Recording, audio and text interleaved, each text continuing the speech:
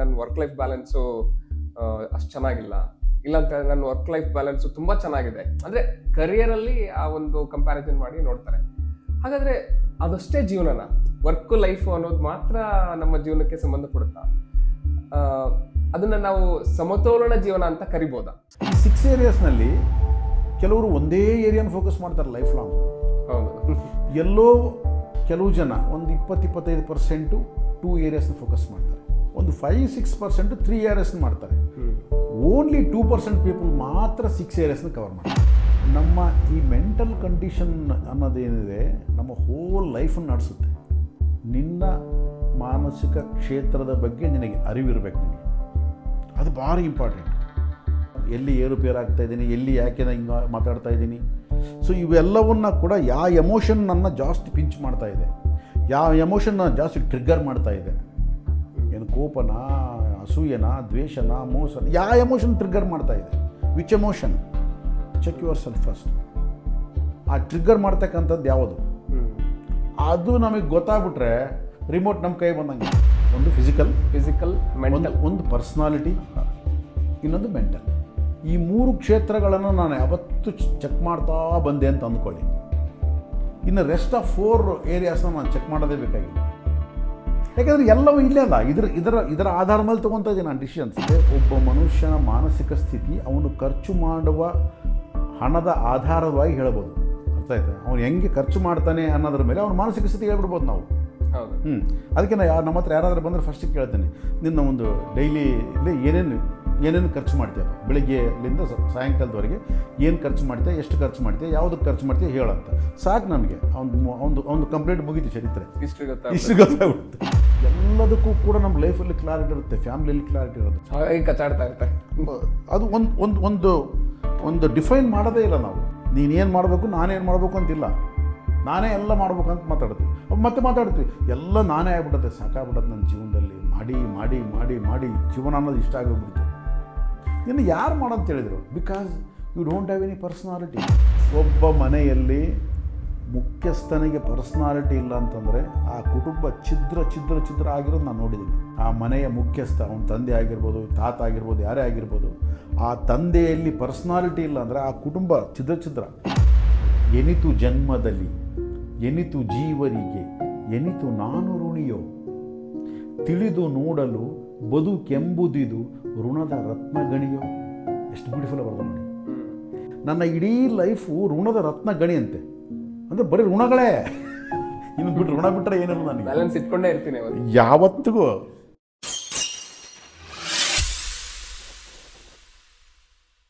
Welcome to caviar ಮ್ಯೂಸಿಂಗ್ಸ್.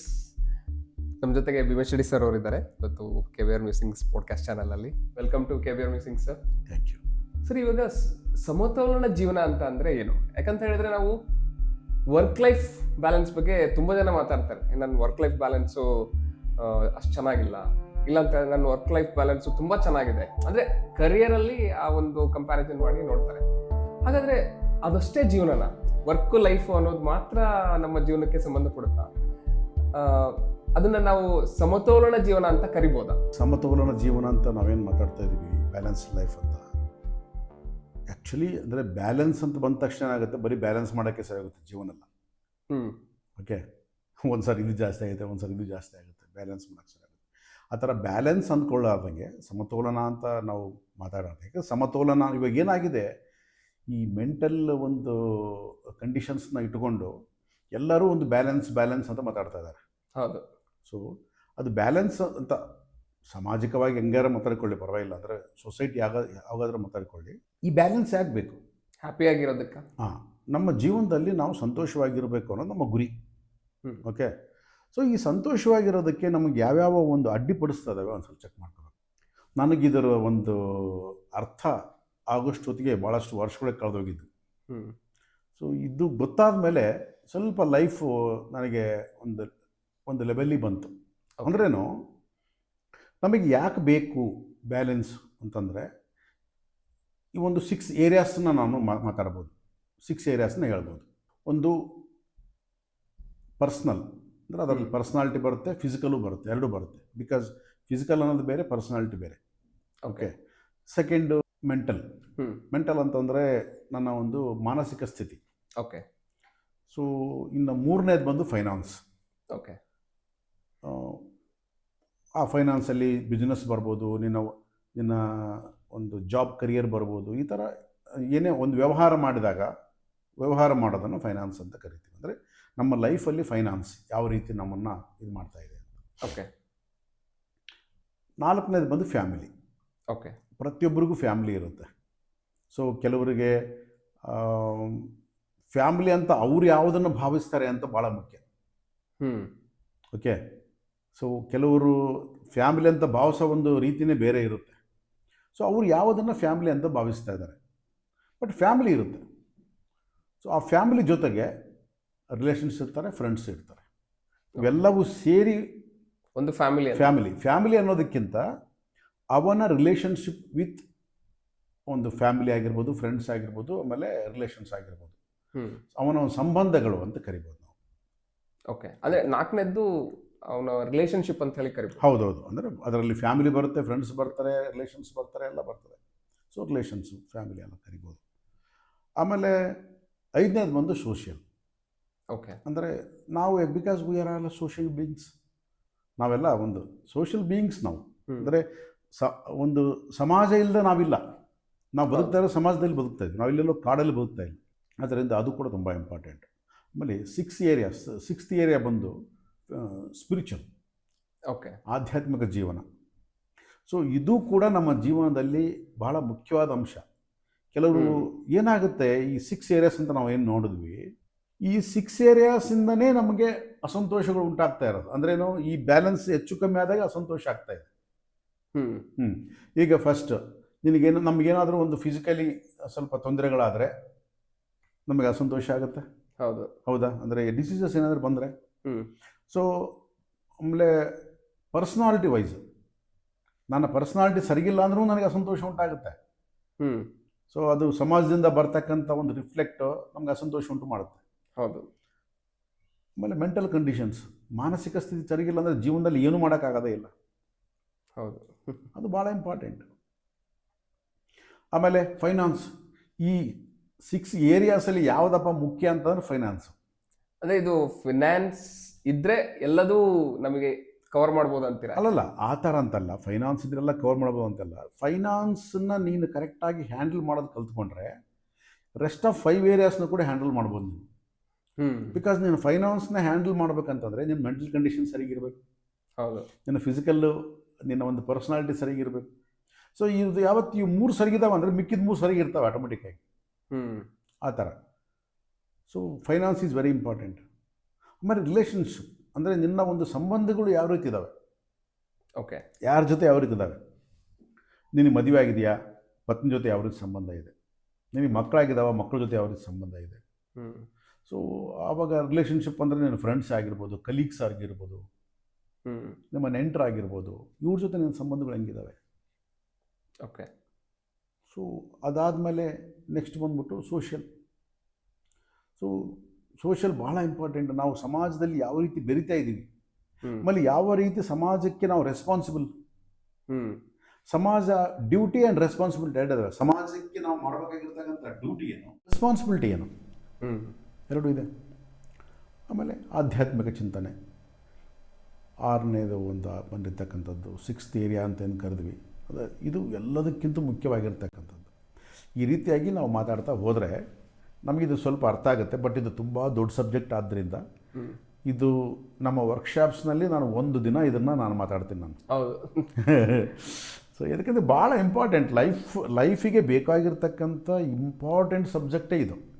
ನಾವು ಏನೇ ಮಾತಾಡಿದ್ರು ಇದು ನಮಗೆ ಇಂಪಾರ್ಟೆಂಟ್. ಸೊ ಹಾಗಾಗಿ ಇದನ್ನು ನಾವು ಒಂದು ಅರ್ಧ ಗಂಟೆ 3/4 ಗಂಟೆಯಲ್ಲಿ ಮಾತಾಡೋದು ಸ್ವಲ್ಪ ಕಷ್ಟನೇ. ಆದರೆ ಚಿಕ್ಕದಾಗಿ ಹೇಳ್ತಾ ಮುಂದಕ್ಕೆ ಹೋಗೋಣ. ಅಂದರೆ ಇವಾಗ ಎಲ್ಲರೂ ಈ ಒಂದು 6 ಏರಿಯಾಸ್ ಆಫ್ ಲೈಫ್ ಅಂತ ಏನು ಕರಿದ್ವಲ್ಲ, ಆ್ಯಕ್ಚುಲಿ ಆ 6 ಏರಿಯಾಸ್ ಆಫ್ ಲೈಫ್ನ ಫೋಕಸ್ ಮಾಡಲೇಬೇಕಾ, ಅಥವಾ ಇವಾಗ ಆಲ್ರೆಡಿ ಮೆಜಾರಿಟಿ ಆಗಿ ಯಾವುದರಲ್ಲಿ ಫೋಕಸ್ ಮಾಡ್ತಾ ಇದ್ದಾರೆ? ಅಲ್ಲ, ಅನ್ನೋಯಿಂಗ್ಲಿ ಎಲ್ಲರೂ ಈ 6 ಏರಿಯಾಸ್ನಲ್ಲೇ ಇರ್ತಾರೆ. ಈ 6 ಏರಿಯಾಸ್ ಬಿಟ್ಟು ಇನ್ನು ಬೇರೆ ಏರಿಯಾಸ್ ಏನೂ ಇಲ್ಲ. ಬಟ್ ಆದರೆ ನಾವು ಫೋಕಸ್ ಮಾಡ್ತಾ ಇರೋದು ಮೆಜಾರಿಟಿ ಅಲ್ಲಲ್ಲ, ಈಗ ಏನಾಗುತ್ತೆ ಅಂದರೆ ಈ 6 ಏರಿಯಾಸ್ನ ನಾವು ಸಮತೋಲನ ಬ್ಯಾಲೆನ್ಸ್ ಮಾಡ್ಕೊಂಬಂದರೆ ಎಲ್ಲದಕ್ಕೂ ಯಾವುದಕ್ಕೂ ಹೆಚ್ಚಿನ ಆದ್ಯತೆ ಕೊಡಬೇಕು ಕೊಡದೆ ಫಾರ್ ಎಕ್ಸಾಂಪಲ್ 100/6 ಅಂತ ಮಾಡಿದ್ವಿ ಅಂತ ಅಂದ್ಕೊಳ್ಳಿ. ಅವಾಗ ಏನು ಬರುತ್ತೆ = 17 ಸಮಥಿಂಗ್ ಏನೋ ಬರುತ್ತೆ ಅಂತ.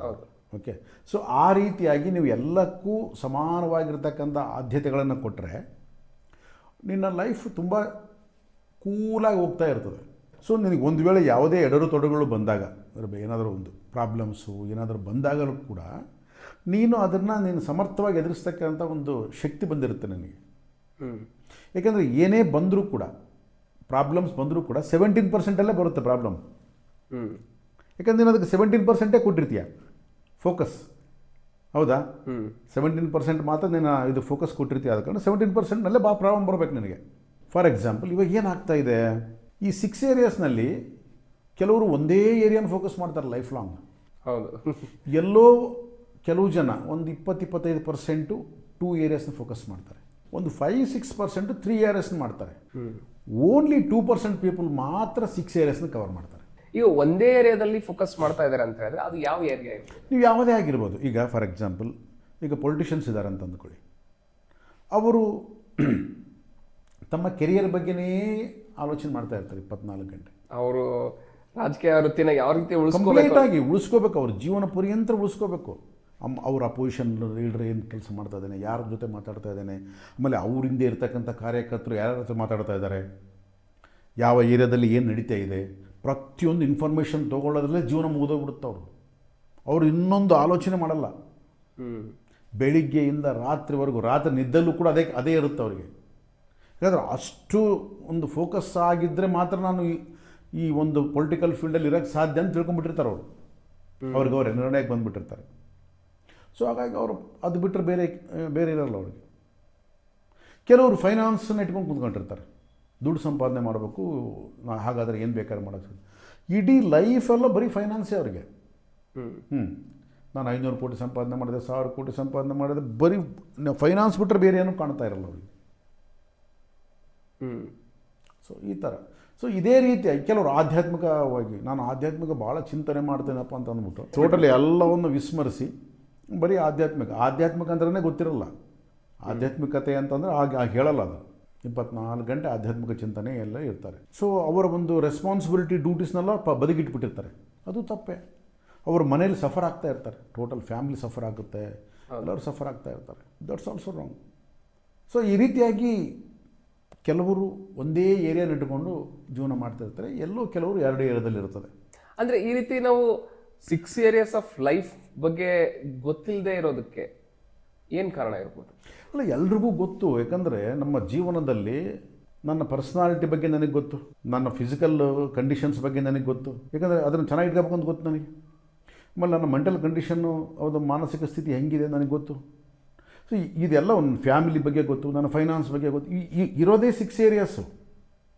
ಅಲ್ಲ, ಇರೋದು 6 ಏರಿಯಾಸ್ ಅಂತ ಹೇಳಿ ಕಾಮನ್ ಆಗಿ ಅವ್ರನ್ನ ಅಂಡರ್ಸ್ಟ್ಯಾಂಡಿಂಗ್ ಬಂದರೂ ಕೂಡ ಅವ್ರು ಫೋಕಸ್ ಮಾಡೋದು ಮಾತ್ರ 1-2ಕ್ಕೆ ಮಾತ್ರ ಏನಕ್ಕೆ ಮಾಡ್ತಾರೆ ಅಂತ?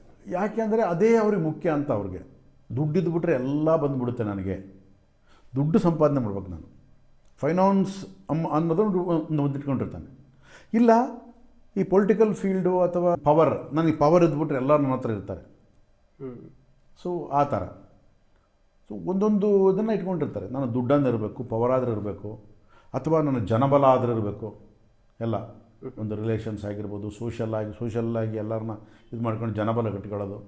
ಸೊ ನನ್ನ ಒಂದು ಕುಲ, ಅದನ್ನು ಕುಲದ ಬಲ ಇಟ್ಕೊಳ್ಳೋದು, ಇಟ್ಕೊಂಡು ನನ್ನ ಎಲ್ಲ ಲೀಡರ್ಸ್ ನೋಡ್ತಾರೆ ನನ್ನ ಅಂತ. ಈ ಥರ ಅಂದರೆ ಕೇವಲ 1 ಅಥವಾ 2 ಏರಿಯಾದ ಮೇಲೆ ನಾವು ಜಾಸ್ತಿ ಫೋಕಸ್ ಮಾಡ್ತಾ ಇರ್ತಾರೆ. ಸೊ ಇಂಬ್ಯಾಲೆನ್ಸ್ಡ್ ಲೈಫ್, ಅದು ಬ್ಯಾಲೆನ್ಸ್ ಆಗಕ್ಕೆ ಸಾಧ್ಯ ಇಲ್ಲ.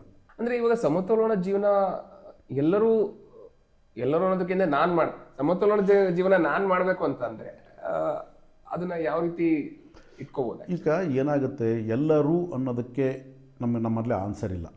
ಯಾಕಂದರೆ ಎಲ್ಲರೂ ಮಾಡ್ತಾರೆ ಬಿಡ್ತಾರೆ ಅಂತಲ್ಲ. ಸೊ ಯಾರು ಆ ಸಮತೋಲನ ಜೀವನದ ಬಗ್ಗೆ ದೃಷ್ಟಿ ಹೊಂದುತ್ತಾರೆ ಅವರು ಸ್ವಲ್ಪ ಬ್ಯಾಲೆನ್ಸ್ ಆಗಿ ಲೈಫ್ನ ಲೀಡ್ ಮಾಡೋದನ್ನು ಕಲಿತಾರೆ. ಅಂದರೆ ಹ್ಯಾಪಿಯಾಗಿರ್ತಾರೆ. ಯಾಕಂದರೆ ಅಲ್ಟಿಮೇಟ್ ಗೋಲ್ ಏನು ನಮ್ಮದು ಲೈಫ್ ಅಂದರೆ ಹ್ಯಾಪಿನೆಸ್. ಅಂದರೆ ಸಂತೋಷವಾಗಿ ನಾವು ಜೀವನ ಮಾಡಬೇಕನ್ನೋದೇ ನಮ್ಮ ಅಲ್ಟಿಮೇಟ್ ಗೋಲ್. ಆದ್ದರಿಂದ ಈ ಅಲ್ಟಿಮೇಟ್ ಗೋಲ್ಗೆ ನಾನು ಏನೇನು ಕಾಂಟ್ರಿಬ್ಯೂಟ್ ಮಾಡ್ಬೋದು ಅಂತ ನೋಡಿಕೊಂಡ್ರೆ ಈ 6 ಏರಿಯಾಸ್ ಲೈಫೇ ಕಾಣುತ್ತೆ ನಮಗೆ. ಹ್ಮ್ 7th ಏರಿಯಾ 8th ಏರಿಯಾ ಇಲ್ಲ ಇನ್ನು, ಇರೋದೇ 6. ನೀನು ಎಲ್ಲ ಏನೇ ಹೋಗಿ ಇದರಲ್ಲೇ ಬರುತ್ತೆ, ನೀನು ಎಂಥದೇ ಮಾಡು ಇದರಲ್ಲೇ ಬರುತ್ತೆ. ಆದ ಕಾರಣ ಈ 6 ಏರಿಯಾಸನ್ನ ನಾನು ಬ್ಯಾಲೆನ್ಸ್ ಮಾಡೋದೇ ನನ್ನ ಜೀವನ. ಹಾಗಾದ್ರೆ ಈ 6 ಏರಿಯಾಸ್ನ ಯಾವ ಥರ ಬ್ಯಾಲೆನ್ಸ್ ಮಾಡ್ಬೋದು? ಹಾಂ, ಅದೇ ಇದು ತುಂಬ ದೊಡ್ಡ ಸಬ್ಜೆಕ್ಟ್ ಆಗಿರೋದ್ರಿಂದ ಸ್ವಲ್ಪ ನಾವು ಜಾಸ್ತಿ ಅದನ್ನು ಎಲಾಬ್ರೇಟ್ ಮಾಡಲಾರ್ದಂಗೆ ಚಿಕ್ಕದಾಗಿ ಅದನ್ನೊಂದು ಎಕ್ಸಾಂಪಲ್ ಮುಖಾಂತರ ನೋಡ್ಕೊಂಡು ಮುಂದಕ್ಕೆ ಹೋಗ್ಬಿಡೋಣ. ಈಗ ಮೊದಲನೇದಾಗಿ ನಮಗೆ ಫಿಸಿಕಲ್ ಅಥವಾ ಪರ್ಸ್ನಾಲಿಟಿ ಅಂತ ನಾವು ಮಾತಾಡೋಣ. ಈಗ ಈ ಶರೀರ ಚೆನ್ನಾಗಿದ್ರೇ ಎಲ್ಲವೂ. ಹೌದಾ? ಈ ಶರೀರ ಇಲ್ಲಾಂದರೆ ನಮ್ದು ಏನೂ ಇಲ್ಲ. ಹೌದು. ಸೊ ಹಾಗಾಗಿ ನಾವು ಮೊದಲು ಈ ಶರೀರವನ್ನು ಚೆನ್ನಾಗಿಟ್ಕೋಬೇಕಂದ್ರೆ ಏನು ಮಾಡಬೇಕು? ಅಟ್ಲೀಸ್ಟ್ ಸ್ವಲ್ಪ ಆದರೂ ಸ್ವಲ್ಪ ನಮಗೆ ಈ ಶರೀರವನ್ನು ನಾವು ಒಂದು ಫ್ಲೆಕ್ಸಿಬಲ್ ಆಗಿ ಇಟ್ಕೋಬೇಕಂತಂದರೆ ಹೋಗ್ಬಿಟ್ಟು ಜಿಮ್ಮಲ್ಲಿ ಹೋಗಿ ಬಾಡಿ ಬಿಲ್ಡರ್ ಆಗೋದಲ್ಲ. ಸೊ ನಾನು ಆ ಬಾಡಿ ಬಿಲ್ಡರ್ ಬಗ್ಗೆ ಮಾತಾಡ್ತಾ ಇಲ್ಲ. ಸೊ ನಮಗೆ ಶರೀರ ಚೆನ್ನಾಗಿರಬೇಕು ಅಂತಂದರೆ ಏನಿರಬೇಕು? ಫ್ಲೆಕ್ಸಿಬಿಲಿಟಿ ಇರಬೇಕಷ್ಟೇ. ಅಷ್ಟು ಬಿಟ್ಟರೆ ಏನೂ ಇಲ್ಲ. ದಿನನಿತ್ಯ ಕಂಪಲ್ಸರಿ ನಾನು ವ್ಯಾಯಾಮ ಮಾಡಲೇಬೇಕು, ಎಕ್ಸಸೈಸ್ ಮಾಡಲೇಬೇಕು ಅಲ್ಲ, ನೀನು ವ್ಯಾಯಾಮ ಮಾಡ್ತೀಯಾ ಇನ್ನೊಂದು ಮಾಡ್ತೀಯಾ ಗೊತ್ತಿಲ್ಲ. ಈ ಫ್ಲೆಕ್ಸಿಬಿಲಿಟಿಗೆ ಏನು ಮಾಡಬೇಕು? ಯಾಕಂದರೆ ಎಷ್ಟೆಷ್ಟು ಶರೀರ ಫ್ಲೆಕ್ಸಿಬಿಲಿಟಿ ಇತ್ತೋ ಅಷ್ಟಷ್ಟು ನೀನು ಆರಾಮಾಗಿರ್ತೀಯ. ಓಕೆ. ನಾವು ಅಂದ್ಕೊಳ್ತೀವಿ ವ್ಯಾಯಾಮ ಮಾಡಿ ಗಂಟೆಗಟ್ಟಲೆ ಜಿಮ್ಮಲ್ಲಿ ಹೋಗಿ ನಾವು ಟೈಮ್ ಸ್ಪೆಂಡ್ ಮಾಡಬೇಕು ಅಂತ. ಅದು ನಿನ್ನ ದೇಹವನ್ನು ನೀನು ಇನ್ನೂ ಚೆನ್ನಾಗಿ ರೂಪಿಸ್ಕೊಂಡು ನೀನು ಒಳ್ಳೆ ಡ್ರೆಸ್ ಹಾಕ್ಕೊಂಡು ಪ್ರಪಂಚಕ್ಕೆ ತೋರಿಸ್ಬೇಕು ಅನ್ನೋ ಒಂದು ದೃಷ್ಟಿಕೋನದಿಂದ ಮಾಡೋದು ಬೇರೆ. ಬಟ್ ದೇಹ ಅದೆಲ್ಲ ಕೇಳಲ್ಲ. ದೇಹ ಏನು ಕೇಳುತ್ತೆ? ಫ್ಲೆಕ್ಸಿಬಿಲಿಟಿ ಕೇಳುತ್ತೆ. ಯಾಕೆ ಫ್ಲೆಕ್ಸಿಬಿಲಿಟಿ ಕೇಳುತ್ತೆ? ಈ ದೇಹದಲ್ಲಿ ಕಂಪ್ಲೀಟ್ ನರ್ವ್ ಸಿಸ್ಟಮ್ ಇದೆಲ್ಲ ಟೋಟಲ್ ಆಗಿ. ಸೊ ಈ ನರ್ವ್ ಸಿಸ್ಟಮು ಏನಾಗುತ್ತೆ ಅಂದರೆ ಈ ಪ್ರಾಣ ಅನ್ನೋದು ನಿನ್ನ ದೇಹದ ಎಲ್ಲ ಒಂದು ನರನಾಡಿಗಳಲ್ಲಿ ಪ್ರವೇಶ ಆಗಬೇಕು. ಓಕೆ. ನಾವು ತಗೊಳ್ತಕ್ಕಂಥ ಪ್ರಾಣ ಉಸಿರು ದೇಹದ ಎಲ್ಲ ನರನಾಡಿಗಳಲ್ಲಿ ಪ್ರವೇಶ ಆದಾಗ ಏನಾಗುತ್ತೆ, ಯಾವುದೇ ಒಂದು ನರನಾಡಿ ಬ್ಲಾಕ್ ಇಲ್ದಂಗೆ ನಾವೆಲ್ಲ ನರನಾಡಿಗಳಲ್ಲಿ ಪ್ರವೇಶ ಮಾಡ್ತಾ ಇದ್ರೆ ಏನಾಗುತ್ತೆ, ನಿನ್ನ ದೇಹ ತುಂಬ ಫ್ಲೆಕ್ಸಿಬಿಲಿಟಿ ಚೆನ್ನಾಗಿರುತ್ತೆ. ಸರಿಯಾಗಿ ಉಸಿರಾಡೋದನ್ನು ಕಲ್ತ್ಕೊಂಡ್ರೆ 50% ಆಫ್ ಡಿಸೀಸಸ್ ನಮ್ಮ ಹತ್ರ ಬರಲ್ಲ. ಇನ್ನೇನು ಬೇಕಾಗಿಲ್ಲ.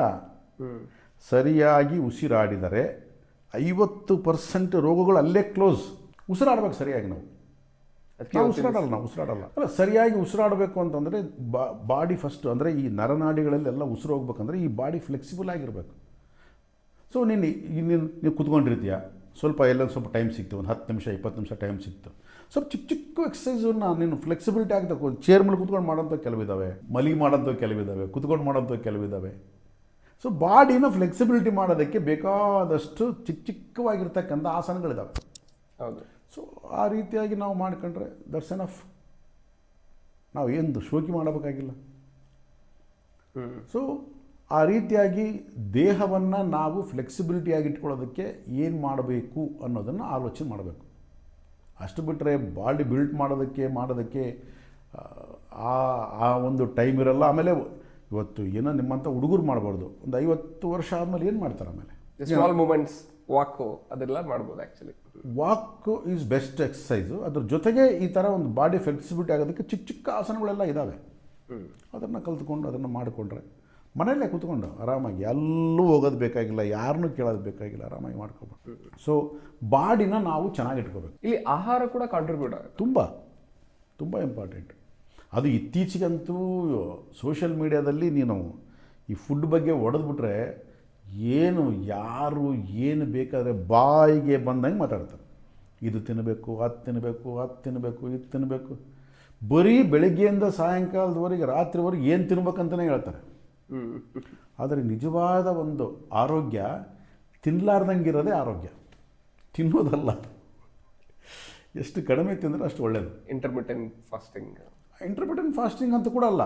ಅದು ಇವಾಗ ಹೊಸದಾಗಿ ಅದು ಸ್ಟಾರ್ಟ್ ಆಗಿದೆ. ಇವಾಗ ಇಂಟರ್ಮಿಟೆಂಟ್ ಫಾಸ್ಟಿಂಗ್ ಹೊಸದಾಗಿ ಶುರು ಮಾಡಿದ್ದಾರೆ. ಒಂದೇ ಬಡಿ ಎಲ್ಲ ಯಾಕೆಂದರೆ ಒಬ್ಬನೇ ಅವನು ಶುರು ಮಾಡ್ತಾನೆ, ಮಾಡಿದ ತಕ್ಷಣ ಇನ್ನೊಬ್ಬನ ಅದನ್ನು ಹೇಳ್ತಾನೆ. ಈ ಜ್ಯೂಸ್ ಕುಡಿ ಅಂತಾನೆ, ಈ ತರಕಾರಿ ತಿನ್ನಂತಾನೆ, ಅಥವಾ ಮಿಲೆಟ್ಸ್ ತಿನ್ನಂತಾರೆ, ಇನ್ನೊಬ್ರು ಇನ್ನೂ ತಿನ್ನಂತಾರೆ, ಅದು ತಿನ್ನಂತಾರೆ. ಎಷ್ಟೊಂದು ತಿಂತೀರಾ, ಏನು ಮಾಡ್ತೀರಾ? ಸೊ ನಾನು ಆ ಥರ ಯಾವುದೂ ಏನೂ ಇಲ್ಲ.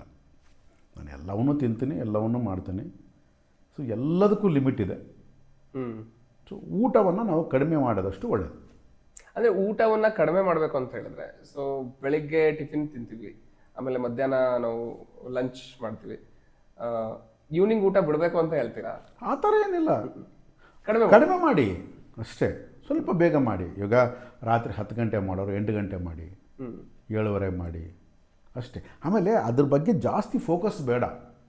ಅದು ತಿಂದ್ರೆ ಇದಾಗುತ್ತೇನೋ, ಇದು ತಿಂದ್ರೆ ಅದಾಗುತ್ತೇನೋ, ಇದು ತಿನ್ನಬೇಕೇನೋ, ಅದು ತಿನ್ನಬೇಕೇನೋ. ಏಕೆಂದರೆ ನೀನು ಯಾವ ರೀತಿ ಆಲೋಚನೆ ಮಾಡ್ತೀವಿ ನಿನ್ನ ಮನಸ್ಸು ಅದನ್ನೇ ಮಾಡುತ್ತೆ, ಬಾಡಿ ಮೇಲೆ ಪರಿಣಾಮಗಳನ್ನು ಬೀರುತ್ತೆ. ಅಂದರೆ ಇವತ್ತಿನ ದಿವಸ ಯಾವ ಥರ ಆಗಿದೆ ಅಂತ ಹೇಳಿದ್ರೆ, ತೊಗೊಂಬರ್ತಕ್ಕಂಥ ತರಕಾರಿ ವೆಜಿಟೇಬಲ್ಸ್ ಆ್ಯಕ್ಚುಲಿ ಶಾಪ್ಗಳಲ್ಲೆಲ್ಲ ಆರ್ಗ್ಯಾನಿಕ್ ಆಗಿಲ್ಲ, ಮತ್ತು ಅವು ಎಲ್ಲೋ ಬೆಳೆದಿರ್ತಾರೆ, ಅದರಲ್ಲಿ ವಿಟಮಿನ್ಸ್ ಇಲ್ಲ, ಮಿನರಲ್ಸ್ ಇಲ್ಲ ಅಂತ ಹೇಳ್ಬಿಟ್ಟು ಎಷ್ಟೊಂದು ಮೈಂಡಲ್ಲಿ ಹೋಗ್ಬಿಟ್ಟಿದೆ ಜನಕ್ಕೆ. ಸೊ ಹಾಗಾಗಿ ಯಾವುದು ತಿನ್ನಬೇಕು, ಎಷ್ಟು ತಿನ್ನಬೇಕು ಅನ್ನೋದು ಕನ್ಫ್ಯೂಷನ್ ಅಲ್ಲಿದೆ. ಇವಾಗ ಏನಾಗಿದೆ ಹರೀಶ್ ಅಂತಂದರೆ, ಈಗ ಆರ್ಗ್ಯಾನಿಕ್ ಅನ್ನೋದೇ ಒಂಥರ ಚೀಟಿಂಗ್. ಅದು ಬಟ್ ಅಲ್ಲಿ ಕೆಮಿಕಲ್ ಇರುತ್ತೆ.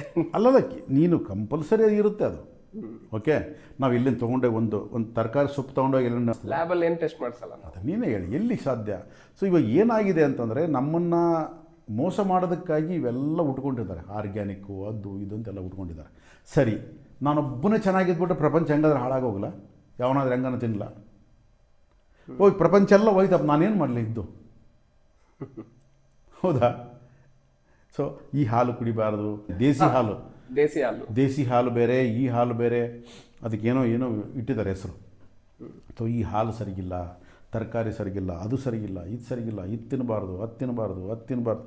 ಮತ್ತು ಏನು ತಿನ್ನಬೇಕು, ಯಾವತ್ತು ತಿನ್ನಬೇಕು? ಈ ನನ್ನ ಜೀವನ ಎಲ್ಲ ಬರೀ ಇದನ್ನು ಸೆಲೆಕ್ಟ್ ಮಾಡೋದಕ್ಕೆ ಸರಿಯಾಗಿಬಿಟ್ರೆ ನನಗೆ ಬೇರೆ ಏನು ಮಾಡಲಿ ನಾನು? ಅಲ್ಲ, ಒಂದು 24 ಅವರ್ಸಲ್ಲಿ ಕೆಲವೊಂದು ಟೈಮ್ ನೋಡ್ತಾ ಹೋದಾಗ ಬೆಳಿಗ್ಗೆ ತಿಂಡಿ ಏನು ಮಾಡಬೇಕು, ಆಮೇಲೆ ಅವರ ಮಧ್ಯಾಹ್ನದ ಊಟ ಏನು ಮಾಡಬೇಕು ಅನ್ನೋ ಪ್ಲ್ಯಾನ್ ಮಾಡೋದ್ರಲ್ಲೇ ಅವ್ರದ್ದು ಟೈಮ್ ಹೊರಟೋಗ್ಬಿಡುತ್ತೆ. ಆ್ಯಕ್ಚುಲಿ ಪ್ಲ್ಯಾನ್ ಅಲ್ಲ, ಅವರು ಬರೀ ತರಕಾರಿನ ಬೇಯಿಸ್ಕೊಂಡು ತಿನ್ಬೇಕಂತಾರೆ, ಇದಂತಾರೆ, ಪ್ರೋಟೀನ್ಸ್ ಅಂತಾರೆ, ಕಾರ್ಬೋಹೈಡ್ರೇಟ್ಸ್ ಅಂತಾರೆ, ಆಮೇಲೆ ಮಿನರಲ್ಸ್ ಅಂತಾರೆ, ಏನೇನೋ ಮಾತಾಡ್ತಾರೆ.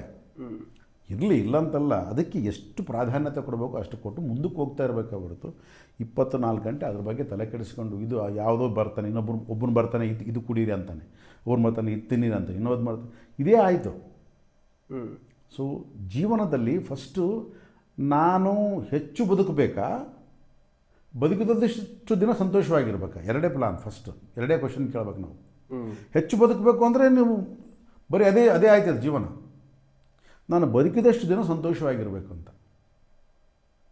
ಸೊ ಅದಕ್ಕೆ ನಾವೇನು ಮಾಡಬೇಕು? ಸೊ ಅದಕ್ಕೇನು ಮಾಡಬೇಕು? ಲೈಫ್ನ ಸಿಂಪಲ್ ಮಾಡಬೇಕಷ್ಟೇ. ಜಾಸ್ತಿ ತಲೆ ಕೆಡಿಸ್ಕೊಳ್ಳೋದಾಗಿ ಅವನು ಯಾರೋ ಹೇಳ್ತಾನೆ, ಇವನು ಯಾರೋ ಹೇಳ್ತಾನೆ ಅನ್ನೋದಂಗೆ ನಾನು ಯಾವುದನ್ನು ಎಷ್ಟು ತಿನ್ನಬೇಕು, ಎಷ್ಟು ಕಡಿಮೆ ಮಾಡಬೇಕು, ಯಾವುದನ್ನ ಯಾವಾಗ ತಿನ್ನಬೇಕು, ಬೇಕು ತಿನ್ನಬೇಕಾ? ಮನುಷ್ಯನಿಗೆ ಕಾರ್ಬೋಹೈಡ್ರೇಟ್ಸ್ ಬೇಕು, ಪ್ರೋಟೀನ್ಸ್ ಬೇಕು, ವೈಟಮಿನ್ಸ್ ಬೇಕು, ಇದು ಬೇಕು. ಸೊ ಅದನ್ನು ಸ್ವಲ್ಪ ತಿಳ್ಕೊಂಡು ಯಾವುದಾದ್ರು ಎಷ್ಟೆಷ್ಟು ತಿನ್ನಬೇಕು ಅಷ್ಟು ಸ್ವಲ್ಪ ಮಾಡ್ಕೊಂಬಿಟ್ರೆ ಮುಗಿದೋಯ್ತು. ಇನ್ನೊಂದು ಮಾತಾಡೋದು ಬೇಕಾಗಿಲ್ಲ. ಸೊ ಅದನ್ನೇ 24 ಗಂಟೆ ಇಟ್ಕೊಂಡು ಇದು ತಿನ್ಬೇಕಂತ ಅದು ತಿನ್ಬೇಕಂತ ಏನಿಲ್ಲ.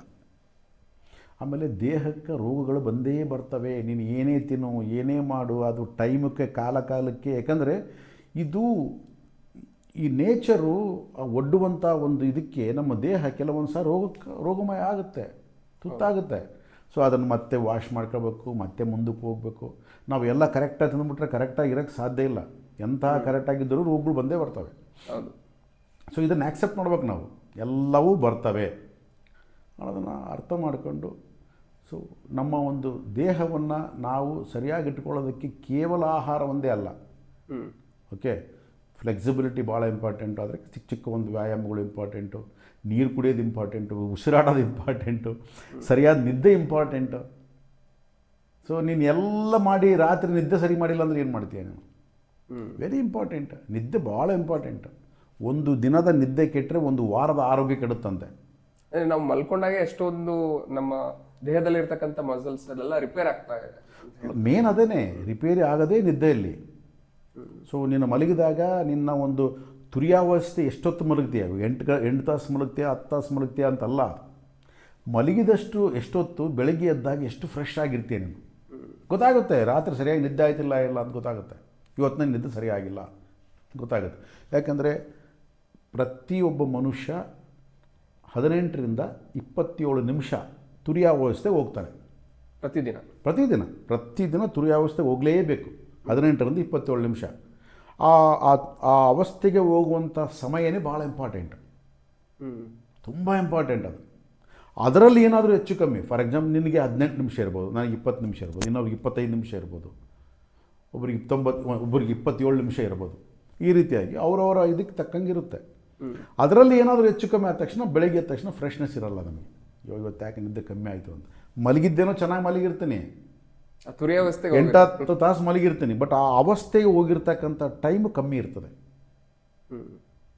ಸೊ ಅದನ್ನು ನಾವು ಚೆಕ್ ಮಾಡ್ಕೋಬೇಕು. ಇದ್ರದ್ದು ತುಂಬ ದೊಡ್ಡ ಸಬ್ಜೆಕ್ಟ್ ಆದ್ದರಿಂದ ಜಾಸ್ತಿ ಮಾತಾಡೋಕ್ಕಾಗಲ್ಲ. ಸೊ ಇವಾಗ ನಾವು ಆಹಾರದ ಬಗ್ಗೆ ಮಾತಾಡಿದ್ವಿ, ಹಾಗೆ ಫಿಸಿಕಲ್ ಎಕ್ಸಸೈಸ್ ಬಗ್ಗೆ ಮಾತಾಡ್ತಾ ಇದ್ವಿ.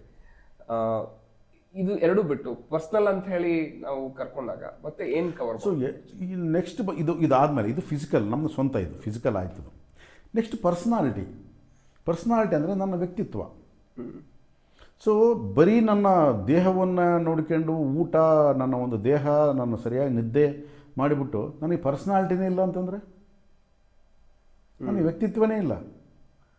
ಸೊ ವ್ಯಕ್ತಿತ್ವನೇ ನನ್ನ ಜೀವನವನ್ನು ನಡೆಸೋದು. ಸೊ ವ್ಯಕ್ತಿತ್ವ ಅಂತಂದರೆ ಈ ಪರ್ಸ್ನಲ್ ಡೆವಲಪ್ಮೆಂಟ್ ಹೇಳ್ಕೊಳ್ತಾರೆ, ಅದಲ್ಲ. ಹೋಗಿ ಶೇಕ್ ಹ್ಯಾಂಡ್ ಹೆಂಗೆ ಕೊಡಬೇಕು, ಡ್ರೆಸ್ ಹೆಂಗೆ ಮಾಡಬೇಕು, ಟೈ ಹೆಂಗೆ ಕಟ್ಟಬೇಕು, ಶೂ ಹೆಂಗೆ ಹಾಕಬೇಕು, ಅಥವಾ ಅಲ್ಕಿರ್ದು ಶೇಕ್ ಹ್ಯಾಂಡ್ ಹೆಂಗೆ ಕೊಡೋದು, ಈ ಥರ that is not A personality. That is showing personality. Being personality is different than the showing personality. So ನಮಗೆ ಅದು ಶೋಯಿಂಗ್ ಪರ್ಸ್ನಾಲಿಟಿನ ನೀವು ಅದ್ಯಾವುದೋ ನೆಟ್ವರ್ಕ್ ಮಾರ್ಕೆಟಿಂಗು ಇಲ್ಲ ಇದರಲ್ಲಿ ಕಲಿಸ್ತಾರೆ, ಬಿಸ್ನೆಸ್ನಲ್ಲಿ ಕಲಿಸ್ತಾರೆ. ಅದಲ್ಲ, ನಾನು ವೈಯಕ್ತಿಕವಾಗಿ ನನ್ನ ಪರ್ಸ್ನಾಲಿಟಿನ ನಾನು ಹೆಂಗೆ ಡೆವಲಪ್ ಮಾಡ್ಕೋಬೇಕು, ನಾನು ಹೆಂಗೆ ರೂಪಿಸ್ಕೊಳ್ಬೇಕು. ಯಾಕಂದರೆ ಪರ್ಸ್ನಾಲಿಟಿಯಿಂದನೇ ನಾನು ಸಂತೋಷವಾಗಿರೋಕ್ಕೆ ಸಾಧ್ಯ. ಪರ್ಸ್ನಾಲಿಟಿ ಅಂದ್ರೇನು? ನನ್ನ emotions and feelings, okay, very important. So ಇದನ್ನು ನಾವು ನೆಕ್ಸ್ಟ್ ಮೆಂಟಲ್ ಇದರಲ್ಲಿ ಮಾತಾಡೋಣ.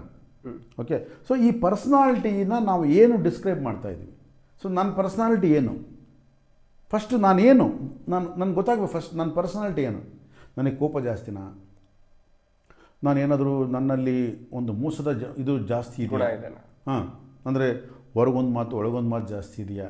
ನಾವೇನು ಅಂದ್ಕೊಳ್ತೀವಿ, ಅದು ಆ ಟೈಮ್ ಬೀಯಿಂಗ್ ಮಾಡಿಬಿಟ್ಟೆ ಅಂತ ಅಂದ್ಕೊಳ್ತೀವಿ. ನೋ, ಅದು ನಮಗೇ ಎಫೆಕ್ಟ್ ಆಗುತ್ತೆ ಅದು.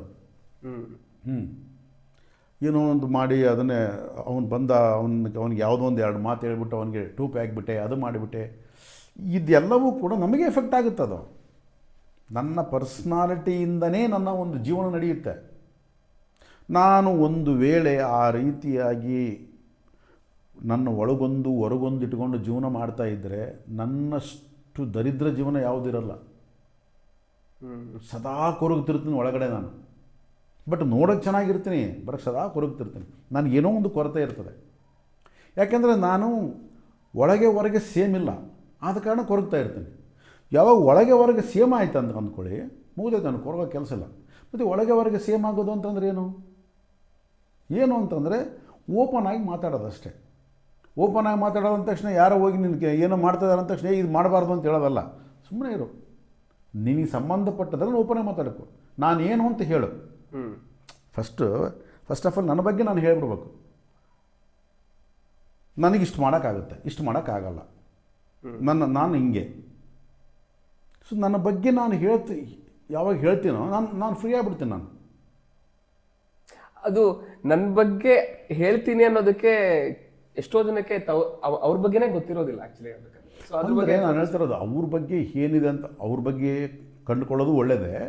ಬಟ್ ಅಲ್ಲಿ ನಾನು ಹೇಳ್ತೀನಿ, ಸಿಚುವೇಶನ್ಸ್ ಬಂದಾಗ ನಾವು ಬಂದಾಗ ಫಸ್ಟ್ ನಾನೇನಂತ ಹೇಳ್ಬಿಡ್ಬೇಕು. ಅಲ್ಲ, ಅದನ್ನೇ ನನ್ನ ಬಗ್ಗೆ ನಾನು ಭಾಳಷ್ಟು ಬಿಂಬಿಸ್ಕೊಂಡ್ಬಿಟ್ಟಿರ್ತೀನಿ. ಆ ಒಂದು ಈಗ ಇಟ್ಕೊಂಡು ನಾನು ಹಂಗೆ ಒಂದು ರೀತಿಯಾಗಿ ನನ್ನ ಒಂದು ಎಜುಕೇಷನ್ಸ್ ಆಗಿರ್ಬೋದು, ನನ್ನ ಒಂದು ಜಾಬ್ ಆಗಿರ್ಬೋದು, ನನ್ನ ಹತ್ರ ಇರ್ತಕ್ಕಂಥ ಹಣ ಆಗಿರ್ಬೋದು, ಪೊಸಿಷನ್ಸ್ ಆಗಿರ್ಬೋದು, ಇವೆಲ್ಲ ಇಟ್ಕೊಂಡು ನಾನು ಬಿಂಬಿಸ್ಕೊಂಡಿರ್ತೀನಿ. ಬಿಂಬಿಸ್ಕೊಂಡು ಏನೆಲ್ಲ ನಾನು ಒಂದು ಕಟ್ಕೊಂಡ್ಬಿಟ್ಟಿರ್ತೀನಿ. ನಾನು ಒಂದು ಲೇಯರ್ಸ್ನ ಕಟ್ಕೊಂಡು ನಾನು ಹಿಂಗೆ ಇರಬೇಕು. ಕೆಲವರು ಹೇಳ್ತಿರ್ತಾರೆ ನನಗೆ ಸ್ವಲ್ಪ ಕೋಪ ಜಾಸ್ತಿ ಅಂತ. ಯಾಕೆ ಅದೇ ಕೋಪನ ಅವ್ರಿಗಿಂತ ದೊಡ್ಡವ್ರ ಹತ್ರ ಮಾತಾಡಿ ನೋಡೋಣ. ಫಾರ್ ಎಕ್ಸಾಂಪಲ್, ನಿನಗೆ ಕೋಪ ಜಾಸ್ತಿ, ಎಲ್ಲಿ ಕೋಪ ಜಾಸ್ತಿ? ನನಗೆ ನಿನ್ನ ಹೆಂಡತಿ ಹತ್ರ ಕೋಪ ಜಾಸ್ತಿ, ನಿನ್ನ ಮಗಳ ಹತ್ರ ಕೋಪ ಜಾಸ್ತಿ, ಅಥವಾ ನಿನಗಿಂತ ಇನ್ನೂ ನಿನ್ನ ಕಲೀಗ್ಸಲ್ಲಿ ನಿನಗಿಂತ ನನ್ನ ಸಬಾರ್ಡಿನೇಟ್ಸ್ ಇರ್ತಾರಲ್ಲ, ನಿನಗಿಂತ ಕಡಿಮೆ ಇದ್ದವ್ರ ಹತ್ರ ಕೋಪ ಜಾಸ್ತಿ. ಈಗ ನಿನ್ನ ಬಾಸ್ ಹತ್ರ ಕೋಪ ಮಾಡ್ಕೋಬೋದಲ್ಲ? ನೀನು ಮಾಡ್ಕೊಳ್ಳಲ್ಲ. ಯಾಕೆ? ನೋಡಿ ಎಷ್ಟು ಚೆನ್ನಾಗಿದೆ. ಅಂದರೆ ನಿನ್ನಕ್ಕಿಂತ ಹೆಚ್ಚಾಗಿರೋರ ಹತ್ರ ನೀನು ಕೋಪ ಮಾಡ್ಕೊಳ್ಳಲ್ಲ ಅಂತ ಅಲ್ಲಿ ಹೇಳ್ಬೇಕು. ಬಾಸ್ ಹತ್ರ ಹೋಗ್ಬಿಟ್ಟು ನನಗೆ ಕೋಪ ಜಾಸ್ತಿ ಹೇಳ್ಬೇಕು. ನೀನು ಹೇಳಲ್ಲ. ಯಾಕಂದರೆ ಅಲ್ಲಿ ನಿನಗೆ ಗೊತ್ತು, ನಿನಗೆ ಎಲ್ಲಿ ನೀನು ಕೋಪ ಮಾಡ್ಕೊಂಡ್ರೆ ನಡೆಯುತ್ತೆ ಅದು ಗೊತ್ತು ನನಗೆ. ಹ್ಮ್. ಸೊ ಅದೇ ರೀತಿಯಾಗಿ ಪರ್ಸ್ನಾಲಿಟಿನೂ ಕೂಡ ಅಷ್ಟೇ ತುಂಬ ಇಂಪಾರ್ಟೆಂಟ್. ಅಲ್ಲೇ ನನಗೆ ಗೊತ್ತಾಗುತ್ತಲ್ಲ, ನಾನು ಹೊರಗೊಂದು ಒಳಗೊಂದು ಇದೀನಿ ಅನ್ನೋದು ಅಲ್ಲೇ ತೋರಿಸ್ಬಿಡುತ್ತಲ್ಲ. ನಾನು ನನ್ನ ಬಾಸ್ ಹತ್ರ ಕೋಪ ಮಾಡ್ಕೋತಾ ಇಲ್ಲ, ನನ್ಕಿನ ಅಂದ್ರೆ ನನ್ನ ಜೊತೆಗಿರ್ತಕ್ಕಂಥ ಫ್ಯಾಮಿಲಿ ಮೆಂಬರ್ಸ್. ಅಂದರೆ ನೀನು ಕೋಪ ಮಾಡಿಕೊಂಡ್ರೆ ಅಲ್ಲಿ ನಡೆಯುತ್ತೆ ಅನ್ನೋದ್ರ ಮೇಲೆ ಕೋಪ ಮಾಡ್ಕೊತಾ ಇದೆಯಾ. ಎಲ್ಲಿ ಕೋಪ ಮಾಡ್ಕೊಂಡ್ರೆ ನಾನು ನಡೆಯಲ್ಲ ಅಲ್ಲಿ ಮಾಡ್ಕೊಳ್ಳಲ್ಲ, ಅಲ್ಲಿ ನೀವು ತುಂಬ ಇಂಟೆಲಿಜೆಂಟ್ ನೀನು ಅದು ಅದರಲ್ಲಿ. ಓಕೆ. ಸೊ ಈ ರೀತಿಯಾಗಿ ಇರುತ್ತವೆ ನಮ್ಮದೆಲ್ಲ ಜೀವನ. ಸೊ ಹಾಗಾಗಿ ನಮ್ಮ ಪರ್ಸ್ನಾಲಿಟಿ ಭಾಳ ಇಂಪಾರ್ಟೆಂಟ್. ಯಾಕೆಂದರೆ ನನ್ನ ಜೀವನ ಅನ್ನೋದೊಂದು ಪ್ರಯಾಣ. ನಾನು ಅಪ್ ಟು ಎಂಡ್ವರೆಗೆ ನನ್ನ ಜೀವನವನ್ನು ನಾನು ಸಂತೋಷವಾಗಿ ಕಳೀಬೇಕು ಅಂತ ಅಂದ್ಕೊಂಡಾಗ ಈ ಪರ್ಸ್ನಾಲಿಟಿ ಅನ್ನೋದು ಭಾಳ ಇಂಪಾರ್ಟೆಂಟ್. ವಿತೌಟ್ ಪರ್ಸ್ನಾಲಿಟಿ ನನ್ನ ಲೈಫ್ನ ನಾನು ಹ್ಯಾಪಿಯೆಸ್ಟಾಗಿ ಲೈಫ್ನ ಲೀಡ್ ಮಾಡೋಕ್ಕಾಗಲ್ಲ. ಅಂದರೆ ಅವ್ರಿಗೆ ಆಗಿರ್ತಕ್ಕಂಥ ಒಂದು ವ್ಯಕ್ತಿತ್ವನ ಅವರು ಕಂಡ್ಕೋಬೇಕು ಅನ್ನೋದ್ರ ಬಗ್ಗೆ ಹೇಳ್ತೀರಾ? ಅಲ್ಲ, ನಿನಗೆ ಏನು ಬೇಕು ಅನ್ನೋ ಒಂದು ವ್ಯಕ್ತಿತ್ವ ಬೇಕು ನಿನಗೆ. ಫಸ್ಟು ನೀನು ಸಂತೋಷವಾಗಿರೋದಕ್ಕೆ ನಿನಗೆ ಏನೇನು ಬೇಕು ಅನ್ನೋದು ಒಂದು ವ್ಯಕ್ತಿತ್ವ ಇರಬೇಕು ನಿನ್ನ ಹತ್ರ. ಅರ್ಥ ಆಯ್ತಾ? ಅಂದ್ರೇನು, ನೀನು ಬರೀ ದುಡ್ಡಿದ್ರೆ ನಾನು ಸಂತೋಷವಾಗಿರ್ತೀನಿ ಅಂತ ನಿನ್ನ ಮನಸ್ಸಲ್ಲಿದೆಯಾ? ಅದನ್ನು ಒಂದು ಸ್ವಲ್ಪ ಟೆಸ್ಟ್ ಮಾಡ್ಕೊ. ಅಥವಾ ನನ್ನ ಫ್ಯಾಮಿಲಿ ಎಲ್ಲ ಸರಿಯಾಗಿದ್ರೆ ಆಯ್ತಪ್ಪ, ಯಾರು ಹೆಂಗೆ ಇರಲಿ ಪರವಾಗಿಲ್ಲ ಅಂತ ಇದೆಯಾ? ಅಥವಾ ನಾನು ವರ್ಕ್ ಲೈಫಲ್ಲಿ ಅದು ಏನು ವರ್ಕ್ ಲೈಫಲ್ಲಿ ಮಾತ್ರ ನಾನು ಮಾಡ್ಕೊಂಡು ಒಂದೊಂದು ವರ್ಷ ನಾನು ನನ್ನ ಒಂದು ವರ್ಕ್ ಲೈಫ್ನ ಬೆಳೆಸ್ಕೊಂತ ಹೋಗ್ಬಿಟ್ರೆ ಸಾಕಂತಂದೇಳಿ ಅಂದ್ಕೊತಾ ಇದೆಯಾ? ಯಾವುದು ನಿನ್ನ ಮನಸ್ಸಲ್ಲಿ ಏನು ಅಂದ್ಕೊತಾ ಇದೆಯಾ? Describe your self first. ಯಾಕಂದರೆ ವ್ಯಕ್ತಿತ್ವವನ್ನು ಒಂದು ನಿರ್ಮಾಣ ಮಾಡೋದು ಫಸ್ಟ್ ನೀನೇ. ನಿನ್ನ ವ್ಯಕ್ತಿತ್ವವನ್ನು ಇನ್ನೊಬ್ರು ಯಾರು ನಿರ್ಮಾಣ ಮಾಡಲ್ಲ. ಫಸ್ಟ್ ನಿನ್ನ ವ್ಯಕ್ತಿತ್ವ ಏನು ಅಂತ ಯಾರು ಹೇಳ್ಬೇಕು? ನೀನೇ ಹೇಳ್ಬೇಕು ಅದನ್ನು. ಅದು ಇನ್ನೊಬ್ಬರ ಹತ್ರ ಹೇಳೋದು ಬೇಕಾಗಿಲ್ಲ. ಅಟ್ಲೀಸ್ಟ್ ನೀನೇ ಕೂತ್ಕೊಂಡು ನಿನ್ನ ಒಂದು ವ್ಯಕ್ತಿತ್ವವನ್ನು ಅಭಿವ್ಯಕ್ತೀಕರಣವನ್ನು ಮಾಡ್ಕೋಬೇಕು. ನೀನೇ ಮಾಡಿಕೊಂಡಾಗ ಯಾವ ಏರಿಯಾದಲ್ಲಿ ನಿನಗೆ ಚೆನ್ನಾಗಿದೆಯಾ, ಯಾವ ಏರಿಯಾದಲ್ಲಿ ವೀಕ್ ಇದೆಯಾ ಗೊತ್ತಾಗುತ್ತೆ ನನಗೆ. ಸೊ ಅದನ್ನು ನೀನು ಕರೆಕ್ಟ್ ಮಾಡ್ತಾ ಹೋಗ್ಬೇಕು ನಿನಗೆ. ಬಿಕಾಸ್ ಅದು ಯಾರಿಗೋಸ್ಕರನೂ ಅಲ್ಲ, ಪ್ರಪಂಚಕ್ಕೋಸ್ಕರ ಅಲ್ಲ, ಇನ್ನೊಬ್ರಿಗೋಸ್ಕರ ಅಲ್ಲ, ನಿನಗಾಗಿ ಅಷ್ಟೇ. ಅಂದರೆ ಈ ಕೆಲಸ ನಾವು ಏನಕ್ಕೆ ಮಾಡ್ತಾ ಇಲ್ಲ ಅಂತ ಅಂದರೆ ನಾವು ಅದಕ್ಕೆ ಸಮಯ ಕೊಡ್ತಾ ಇಲ್ಲ ಅಂತ ಅನ್ಬೋದು. ಸಮಯ ಕೊಡ್ತಾ ಇಲ್ಲ ಅಂತಲ್ಲ, ನಮಗೆ ಯಾವುದು ಗೊತ್ತಾಗ್ತಾ ಇಲ್ಲ. ನನಗಿದು ಅರ್ಥ ಆಗಿದ್ದು ಕೆಲವೇ ವರ್ಷಗಳ ಕೆಳಗಡೆ. ಅಲ್ಲೇವರೆಗೂ ಕೂಡ ನಾನು ಹಂಗೆ ಇದ್ದೆ.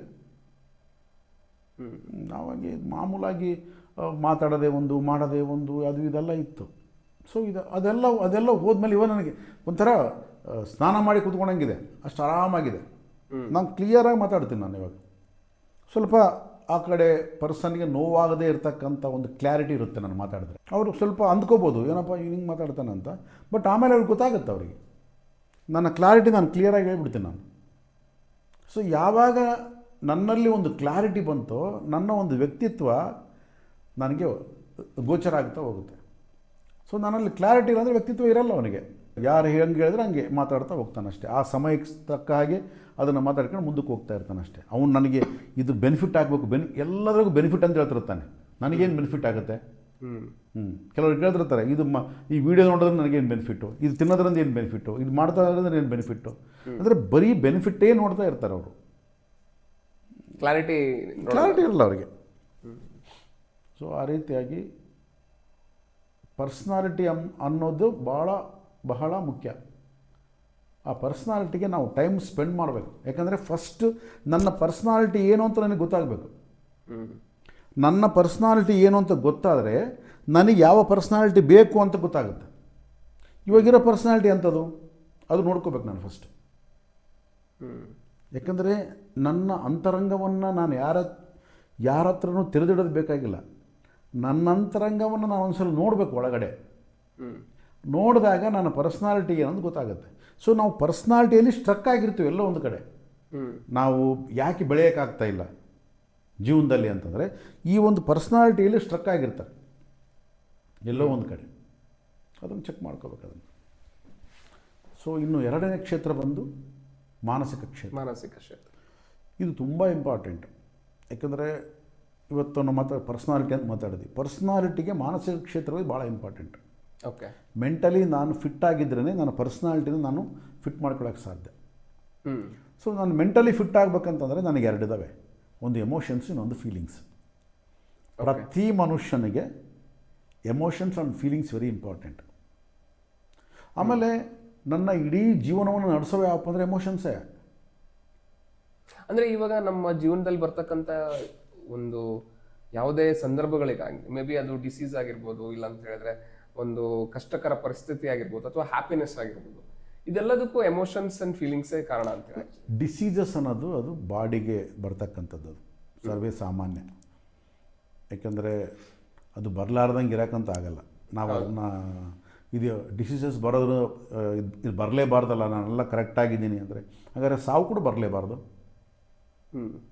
ಓಕೆ, ನಾನು ಎಲ್ಲ ರೀತಿಯಿಂದ ಕರೆಕ್ಟಾಗಿರ್ತಕ್ಕಂಥ ಆಹಾರ, ಕರೆಕ್ಟಾಗಿರ್ತಕ್ಕಂಥ ಎಲ್ಲ ತೊಗೊಂಡ್ಬಿಟ್ರೆ ಸಾವು ಬರಬಾರ್ದಲ್ಲ. ನಾನು ಇಲ್ಲಿ ಮೈಕಲ್ ಜಾಕ್ಸನ್ ಸುತ್ತ ಸುಮಾರು 14-15 ಜನ ಡಾಕ್ಟರ್ಸ್ ಇದ್ದರು, ಹೌದಾ? ಮತ್ತು ಕಾಪಾಡಿದ್ರು ಅವ್ರನ್ನ, ಮೈಕಲ್ ಜಾಕ್ಸನ್ನ. ಆಗಲಿಲ್ಲ. ಒಂದು ಮರಣ ಅನ್ನೋದಾಗಿರ್ಬೋದು, ಒಂದು ಒಂದು ಒಂದು ಡಿಸೀಸ್, ರೋಗಗಳಾಗಿರ್ಬೋದು, ಇದು ನಮ್ಗೆ ಗೊತ್ತಿಲ್ಲ, ಇದು ಯಾವ ಟೈಮಲ್ಲಿ ಏನು ಬರುತ್ತೆ ಅಂತ. ನಾನು ಇಲ್ಲಿ ಡಿಸೀಸ್ ಅಂತ ಹೇಳಿ ಏನಕ್ಕೆ ಕರೆದೆ ಅಂತ ಅಂದರೆ, ಸೊ ಇವಾಗ ನಮ್ಮ ಒಂದು ಇರ್ತಕ್ಕಂಥ ಮೆಂಟಲ್ ಸ್ಟೇಟಸ್, ಸೊ ಅದರಿಂದ ಎಮೋಷನ್ಸ್ಗಳು ಏನಿರುತ್ತಲ್ಲ, ಸೊ ಅದು ಅತಿರೇಕಕ್ಕೆ ಹೋದಾಗ ಕೆಲವೊಂದು BP ಬರುವಂಥ ಚಾನ್ಸಸ್ ಇರುತ್ತೆ. ಇಲ್ಲ ಅಂತ ಹೇಳಿದ್ರೆ ಯಾವುದೋ ಒಂದು ಕಾಯಿಲೆಗಳಿಗೆ, ಅದು ಕೆಮಿಕಲ್ ರಿಯಾಕ್ಷನ್ಸ್ ನಮ್ಮ ಬಾಡಿಯಲ್ಲಿ ಆಗ್ಬಿಟ್ಟು ಅದು ಬೇರೆ ಬೇರೆ ಕಾಯಿಲೆಗಳಿಗೆ ಕಾರಣ ಆಗುತ್ತೆ ಅನ್ನೋದು ಒಂದು ಕಾನ್ಸೆಪ್ಟ್ ಆ್ಯಕ್ಚುಲಿ. ಸೊ ಅದ್ರ ಬಗ್ಗೆ ಹೇಳ್ತಾ ಇದ್ದೆ. ಅದು 100% ನಿಜ. ಯಾಕೆಂದರೆ ಎಮೋಷನ್ಸ್ ಅನ್ನೋದು, ನಾನು ನನ್ನ ಮೈಂಡಲ್ಲಿ ಎಮೋಷನ್ಸ್ ಇರುತ್ತೆ ಅಂತ ಅಂದ್ಕೊಳ್ತೀನಿ. ಪ್ರತಿ ಎಮೋಷನ್ನು ನನ್ನ ಬಾಡಿ ಮೇಲೆ ರಿಯಾಕ್ಟ್ ಮಾಡುತ್ತೆ. ಈಗ ಕೋಪ ಒಂದು ಎಮೋಷನ್, ಸಂತೋಷ ಒಂದು ಎಮೋಷನ್ನೇ, ಈರ್ಷ್ಯೆ ಒಂದು ಎಮೋಷನ್ನೇ, ದ್ವೇಷ ಒಂದು ಎಮೋಷನ್ನೇ, ಅಸೂಯೆ ಒಂದು ಎಮೋಷನ್ನೇ. ಯಾವುದು ಎಮೋಷನ್ಸ್ ಅಲ್ಲ, ಇವೆಲ್ಲ ಎಮೋಷನ್ಸೇ ಇವು. ಒಂದೊಂದು ಎಮೋಷನ್ನ ನಾನು ಅದನ್ನು ಪ್ರೆಸ್ ಮಾಡಿದಾಗ ಅದು ಅದು ಮಾಡುತ್ತೆ ಅದು. ಸೊ ಈಗ ನಮಗೆ ಕೋಪ ಬರ್ತಾ ಇದೆ, ಗೊತ್ತಾಗಬೇಕು ನನಗೆ ಕೋಪ ಬರ್ತಾ ಇದೆ ಅಂತ. ನೀನು ಬೇಕಾದ್ರೆ ಆ್ಯಕ್ಟ್ ಮಾಡು. ಆ ಒಂದು ಸ್ಟೇಟಿಗೆ ಹೋಗೋದು ಅಷ್ಟು ಸುಲಭ ಅಲ್ಲ ಅಂತ ಅನ್ಕೋತೀನಿ. ಕೋಪ ಬರಬಾರ್ದು ಅಂತಲ್ಲ, ಓಕೆ, ಕೋಪ ಬರಲಿ, ತೊಂದರೆ ಇಲ್ಲ. ಬಟ್ ನಿನಗೆ ಗೊತ್ತಾಗಿ ಕೋಪ ಬರಲಿ. ನಮಗೆ ಅನ್ಕಾನ್ಷಿಯಸ್ ಆಗಿ ಕೋಪ ಬರುತ್ತೆ, ಸಡನ್ನಾಗಿ ರೈಸ್ ಆಗಿಬಿಡ್ತೀವಿ ನಾವು, ಏನು ಬೇಕಾದ್ರೆ ಮಾತಾಡ್ಬಿಡ್ತೀವಿ. ರೆಸ್ಪಾಂಡ್ ಆಗೋದು ಬಿಟ್ಟು ರಿಯಾಕ್ಟ್ ಮಾಡ್ತೀವಿ ನಾವು. ಹೌದು, ಓಕೆ, ನಾವು ಏನು ಬೇಕಾದ್ರೆ ಮಾತಾಡ್ತೀವಿ. ಆ ಕಡೆಯವನು ಒಂದು ಮಾತಾಡಿದ 10 ಮಾತಾಡ್ಬಿಡ್ತೀನಿ ನಾನು, ಬಾಯಿ ಬಂದಂಗೆ ಮಾತಾಡ್ಬಿಡೋದು. ಯಾಕೆಂದರೆ ಮೇನ್ ನನಗೆ ಎಲ್ಲಿ ಎಫೆಕ್ಟ್ ಆಗುತ್ತೆ ಅಂದರೆ, ಪರ್ಸ್ನಾಲಿಟಿ ಇಲ್ಲ ಅಂದ ತಕ್ಷಣ ಏನಾಗುತ್ತೆ, ನನ್ನ ಈಗೋ ಮೇಲೆ ಹೊಡೆಯುತ್ತೆ. ಪರ್ಸ್ನಾಲಿಟಿ ಇದ್ದರೆ ಏನಾಗುತ್ತೆ, ಎಲ್ಲಿ ಈಗೋ ರೈಸ್ ಆಗುತ್ತೆ ಅಂತ ನೋಡ್ತೀವಿ ನಾವು. ಯಾವಾಗ ಈಗೋ ಮೇಲೆ ಬಂದ ತಕ್ಷಣ ಈಗೋ ಮೇಲೇ ಎಲ್ಲರೂ ಮಾತಾಡೋದು. ಏಯ್ ನೀನು ಇಂಥವನು ಅಂತಾರೆ, ನೀನು ಇಂಥವನು, ಹಂಗೆ ಅಂಥವನು, ನೀನು ಹಂಗಿದೆಯಾ ಹಿಂಗಿದೆಯಾ ಅಂದರೆ ಆ ಈಗೋ ಮೇಲೆ ಹೊಡೆಯುತ್ತೆ ಎಲ್ಲವೂ. ಸೊ ಅವನು ಬಾಯಿ ಬಂದಂಗೆ ಬೈಲಿ ಬಿಡಪ್ಪ. ನಾವು ರೆಸ್ಪಾಂಡ್ ಮಾಡೋಣ, ಸ್ವಲ್ಪ ಒಂದು ಸ್ವಲ್ಪ ಒಂದು ಪಾಸ್ ಬಟನ್ ಹೋಗ್ತಾನೆ. ಅಂದರೆ ಇಲ್ಲಿ ನೀವು ಹೇಳ್ತಾ ಇರೋದು, ನನ್ನ ವ್ಯಕ್ತಿತ್ವದ ಬಗ್ಗೆ ನನಗೆ ಗೊತ್ತಿತ್ತು ಅಂತ ಹೇಳಿದ್ರೆ, ಅವನು ಆ ಕಡೆ ಇರತಕ್ಕಂಥ ವ್ಯಕ್ತಿ ನನ್ನ ಈಗೋ ಹರ್ಟ್ ಮಾಡಿದ್ರು ಕೂಡ ನನಗೆ ಅದು ಏನು ಆಗಲ್ಲ. ಈಗ ಫಾರ್ ಎಕ್ಸಾಂಪಲ್, ನೀನು ಮೋಸಗಾರ ಅಲ್ಲ, ನಾನು ಅಂತೀನಿ ಹರೀಶ್ ನೀನು ಭಾಳ ಮೋಸಗಾರ, ನಿನಗೆ ಗೊತ್ತಾ ನೀನು ಮೋಸಗಾರ ಅಲ್ಲ ಅಂತ. ನೀನು ಆಗುತ್ತೆ ಅವಾಗ. ಯಾಕೆ ಅಂತಂದ್ರೆ ನೀನು ಮೋಸಗಾರ ಅಲ್ಲ ಅಂತ ಗೊತ್ತು. ಇವಾಗ ಏನಾಗುತ್ತೆ, ನಿನಗೆ ಅದು ಪರ್ಸ್ನಾಲಿಟಿನ ನೀನು ಎಕ್ಸ್ಪ್ರೆಸ್ ಅಂದರೆ ನಿನ್ನ ಪರ್ಸ್ನಾಲಿಟಿ ನೀನು ಚೆಕ್ ಮಾಡ್ಕೊಳ್ಳದೆ ಇದ್ದರೆ ಏನಾಗುತ್ತೆ, ನೀನು ಮೋಸಗಾರ ಅಂದ ತಕ್ಷಣ ಅಲ್ಲಿ ಬರೋದು ನಿನ್ನ ಈಗೋ ಅಡ್ಡ ಬಂದುಬಿಡುತ್ತೆ. ಅದಕ್ಕೆ ನೋವಾಗುತ್ತೆ, ಅದಕ್ಕೆ ಪಿಂಚಾಗುತ್ತೆ, ಅದು ಇಮ್ಮಿಡಿಯೇಟಾಗಿ ರಿಯಾಕ್ಟ್ ಮಾಡುತ್ತೆ. ಅಂದರೆ ನನ್ನ ಪರ್ಸ್ನಾಲಿಟಿ ಬಗ್ಗೆ ನನಗೆ ಗೊತ್ತಿಲ್ಲ. ನಿನ್ನ ಪರ್ಸ್ನಾಲಿಟಿ ಬಗ್ಗೆ ನಿನಗೆ ಗೊತ್ತಿರಬೇಕು. ನೀನು ಮೋಸಗಾರನ, ನೀನು ವಂಚಕನ, ನೀನು ದ್ರೋಹಿನ, ನೀನು ಒಂದು ಹೇಳೋದೊಂದು ಮಾಡೋದೊಂದು ಮಾಡ್ತೀವಿ. ಇವೆಲ್ಲ ಯಾವುದೂ ಇಲ್ಲ ನನ್ನ ಹತ್ರ ಇಲ್ಲ ಅಂತ ನೀನು ಪ್ರೂಫ್ ಆಗಿಬಿಟ್ರೆ ಅಂತ ಅಂದ್ಕೊ, ಮುಗಿದಾಯ್ತು. ಒಂದು ವೇಳೆ ನೀನು ಮೋಸಗಾರ ಆಗಿದ್ದೆ ಅಂತ ಅಂದ್ಕೊ, ನಾನು ಒಂದು ಮೋಸಗಾರ ಅಂದ ತಕ್ಷಣ ನಿನ್ನ ಈ ಪರ್ಸ್ನಾಲಿಟಿ ಅಂತ ಹೇಳುತ್ತೆ, ಕರೆಕ್ಟ್ ನಾನು ಮೋಸಗಾರ ಅಲ್ಲ ಅನ್ಲಿ ಬಿಡು ಒಂದು ಮಾತು. ಎರಡೂ ಬೆನಿಫಿಟೇ ನಮಗೆ.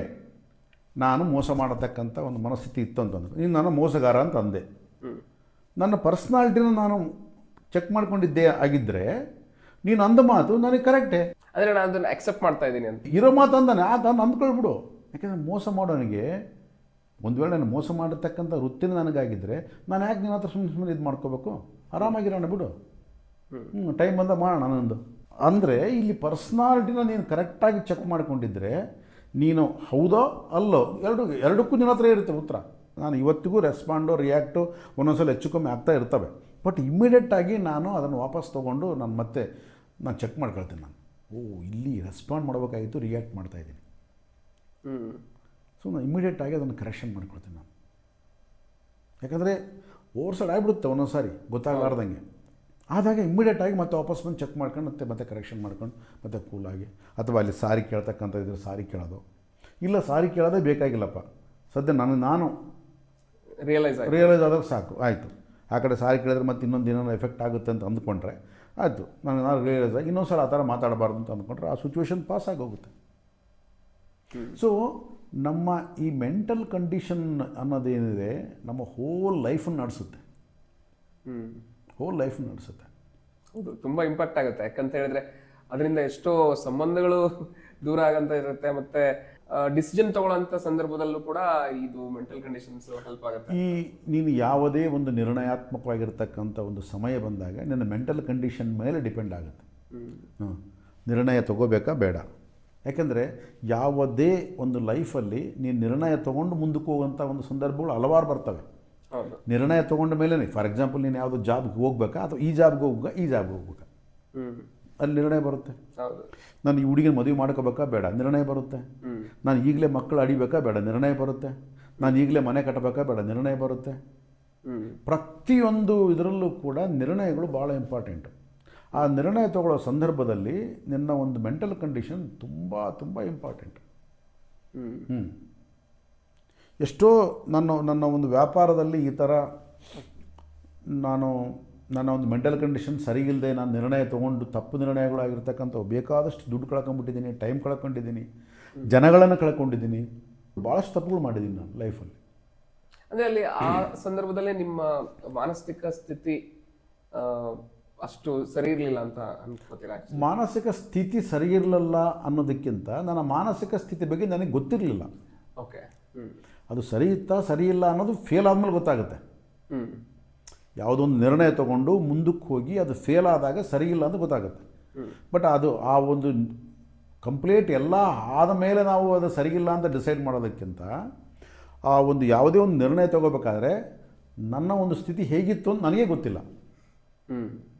ನಾನು ಯಾವಾಗ ಏನಾಗುತ್ತೆ, ನನ್ನ ಸ್ಥಿತಿ ನನಗೆ ಗೊತ್ತಿಲ್ಲ ಅಂತಂದಾಗ ಏನಾಗುತ್ತೆ, ನಾನು ಯಾವ ಆಧಾರದ ಮೇಲೆ ನಾನು ನಿರ್ಣಯ ತೊಗೊತೀನಿ,